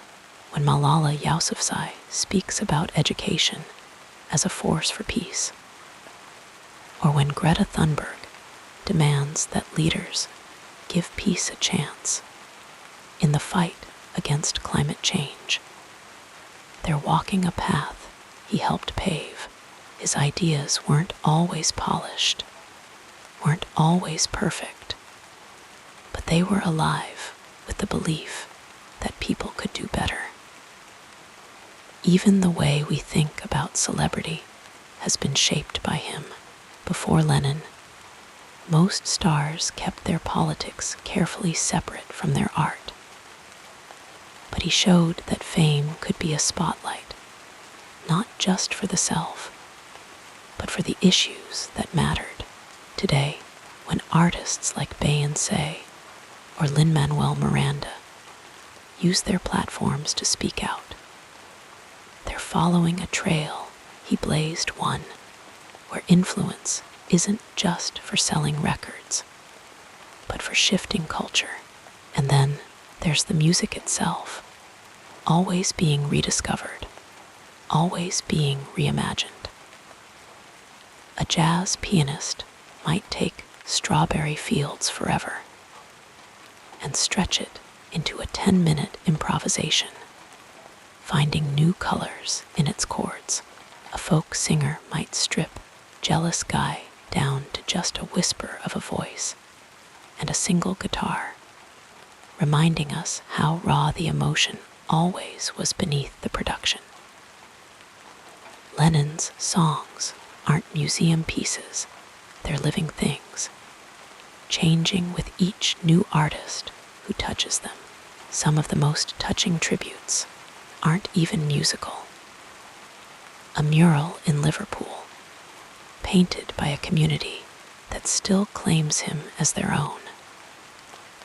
A father teaching his daughter to play Love on the piano, note by patient note. A couple choosing Grow Old with Me for their wedding dance. Even though Lennon never got the chance to grow old himself, these are the ways his presence lingers, not as a relic, but as a companion, a voice that still feels like it's speaking directly to whoever needs to hear it. And in the end, maybe that's the true measure of a legacy, not in statues or awards, but in the way ordinary people carry a piece of it with them, often without even realizing. The way a line of his poetry might surface in someone's mind during a difficult moment, like an unexpected friend. The way a song can still make a room full of strangers feel, for 3 minutes, like they know each other. So tonight, as you let your thoughts grow softer, remember, the work isn't finished. Every time someone picks up a guitar to write a song about peace, every time someone chooses kindness over anger, every time someone dares to imagine something better, Lennon's voice joins theirs. The melody never really ends. It just finds new voices to sing it. Close your eyes now. Let the music wrap around you like a blanket. The world keeps turning, but some things remain gentle, persistent, alive, just like the sound of a man who once asked us to dream along with him, and who, in so many ways, still does. Wrapped in the comfort of these words, we'll drift together into the next part of this soothing biography. Over the years, the story of John Lennon has taken on a kind of mythic quality, like a song passed down through generations, each retelling adding its own flourishes, smoothing out the rough edges, until what remains is something softer, simpler, and sometimes less true. The man who once joked that the Beatles were more popular than Jesus became, in time, something like a secular saint himself, a symbol of peace and love, frozen forever in the public imagination as the idealist with round glasses strumming Imagine on a white piano. But like all icons, the real person was far more complicated, full of contradictions that don't always fit neatly into the legend. One of the most persistent myths is that Lennon was always the gentle dreamer, the poet of peace, and while it's true that he wrote some of the most beautiful calls for harmony the world has ever heard, his life wasn't a straight line toward enlightenment. There were years of turbulence, of sharp edges and cutting words. The same man who sang, "All you need is love," could be brutally honest, even cruel, in his personal relationships. He admitted to being violent toward women in his youth, a fact he later regretted deeply. He could be a difficult friend, a restless artist who constantly questioned everything, including his own beliefs. This complexity doesn't diminish his message of peace. If anything, it makes it more human. He wasn't born wise. He grew, stumbled, and kept trying. Another common simplification is the idea that Lennon's post-Beatles work was entirely about lofty ideals, free from the complications of his earlier life. But listen closely to songs like "Jealous Guy" or "Mother," and you'll hear the ache of someone still wrestling with his past. The album Plastic Ono Band is raw, almost painfully so, full of primal screams and confessions. Even Imagine, for all its serene beauty, was written by a man who knew the weight of cynicism. The song doesn't ignore the world's hardness. It answers it with something softer, but no less defiant. Then there's the myth of the lone genius. Lennon's songwriting partnership with Paul McCartney is often framed as a rivalry, as if one had to be the true artist at the other's expense. But the truth is, they brought out the best in each other. even when they clashed, McCartney's melodic brilliance balanced Lennon's raw honesty, and vice versa. Some of Lennon's most beloved songs, In My Life, A Day in the Life, were shaped by that collaboration. Even after the Beatles, he continued to work closely with Yoko Ono, whose avant-garde influence pushed his music in new directions. The idea of Lennon as a solitary visionary overlooks how much he thrived in dialogue with others. In reality, their relationship was far more nuanced. She was his partner in art and life, someone who challenged him intellectually and emotionally. Their love was intense, messy, and deeply creative, fueling some of his most experimental work. The notion that she was somehow responsible for the band's end ignores the many other forces at play: creative exhaustion, business disputes, the simple fact that four young men who had grown up together were now growing apart. History loves a villain, but the truth is rarely so clear-cut. Even Lennon's activism is sometimes remembered in broad strokes, stripped of its complexity. He wasn't just a man holding up peace signs. He was deeply engaged with the political struggles of his time, from the anti-war movement to workers' rights. His famous bed-ins for peace were playful, but also strategic, using his celebrity to draw attention to causes he believed in.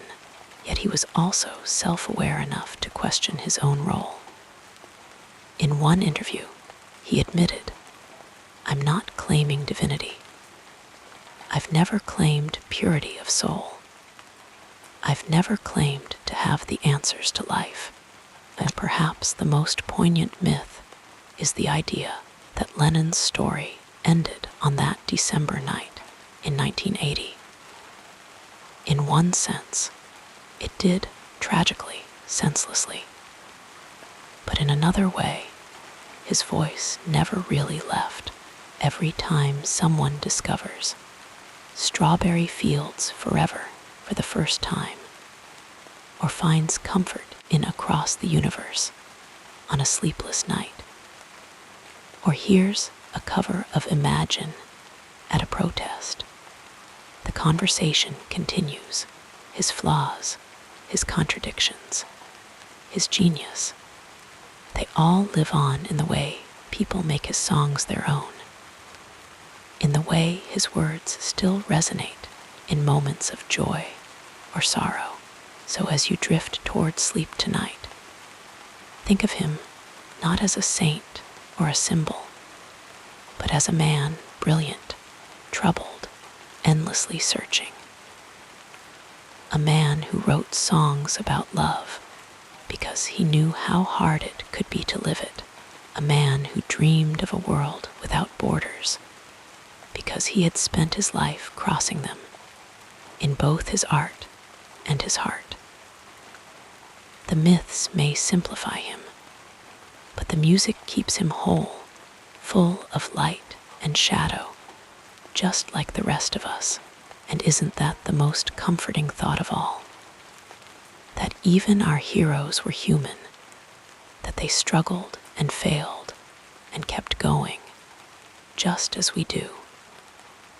That a legacy isn't about perfection, but about the honest attempt to reach something better. So let the music play softly in your mind. Let the words linger like a half-remembered dream.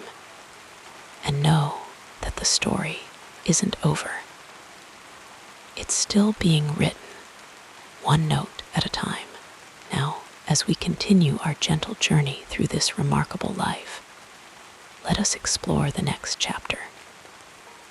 John Lennon's life was a tapestry woven with threads of brilliance, imperfection, and relentless curiosity, a life that stretched far beyond the confines of his time on earth. To think of him now is to hear the echo of a voice that refused to be silenced, a voice that still hums in the quiet corners of the world, in the strum of a guitar on a street corner, in the murmur of a lullaby sung to a restless child. His story did not end beneath the flickering lights of the Dakota on that cold December night. Instead, it unfolded into something far more enduring, a legacy not of endings, but of beginnings, of questions asked and left unanswered, of melodies that continue to find new ears and new hearts. He was, above all, a seeker. From the streets of Liverpool, where he spun dreams out of the ordinary, to the dizzying heights of Beatlemania, where fame became both a gift and a cage, Lennon never stopped searching for meaning, for love, for a way to make sense of the noise inside and around him. His songs were maps of that journey, each one a snapshot of where he stood at that moment in time. The raw energy of twist and shout, the psychedelic wonder of Lucy in the sky with diamonds, the aching vulnerability of Mother. They were all pieces of a puzzle he was forever assembling, a puzzle that, like life itself, had no final picture, a song so simple in its melody, so vast in its vision, that it became something more than music. It became a whisper of hope in dark times, a gentle nudge toward what the world could be. Lennon knew it wasn't a blueprint, not really. It was a wish, a prayer sent out into the universe, one that he himself struggled to live up to. That was the paradox of him, the man who sang of peace, but wrestled with his own anger, the idealist who knew how deeply flawed he was. Yet that very contradiction is what makes his music feel so alive, so human. It wasn't preached from a mountaintop. It was written in the trenches of living, with all its messiness and beauty. Today, his influence is everywhere, though sometimes in ways he might not have expected. His face still gazes from t-shirts and posters. His words still scroll across social media. His songs still drift from radios and playlists. His legacy isn't frozen in the past. It breathes and shifts, adapting to the needs of each new listener.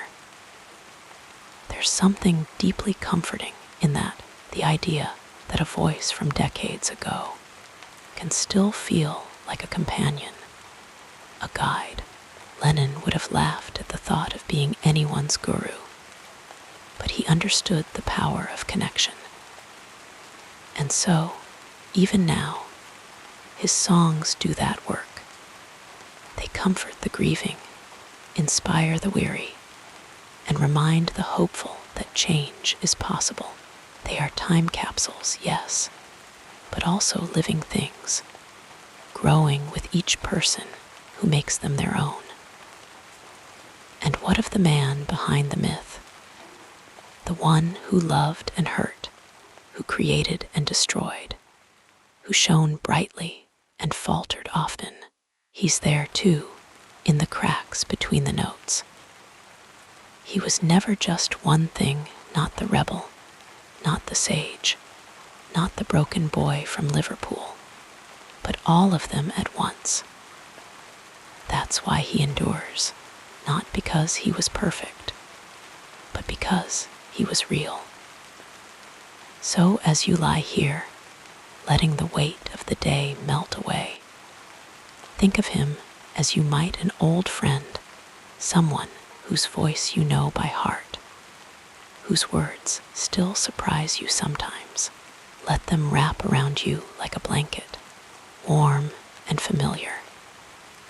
There's no need to untangle the contradictions tonight. No need to solve the mystery of who he was.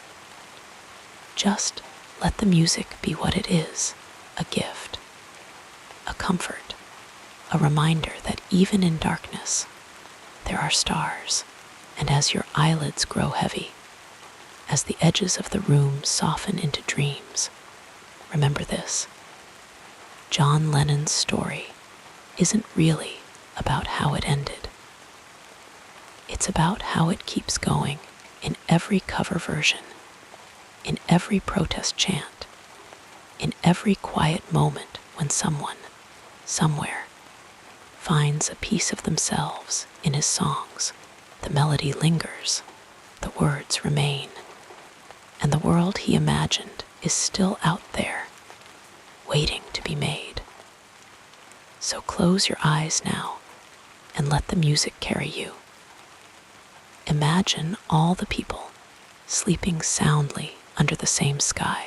Imagine no hunger, no fear, just the gentle rhythm of breath, in and out, like waves on a shore. And as you drift, know that somewhere in the quiet of the night, someone else is listening too, finding their own peace in the same songs. That's the magic of it all. That's how the story lives on. Good night, and may your dreams be as boundless as the music that still sings his name.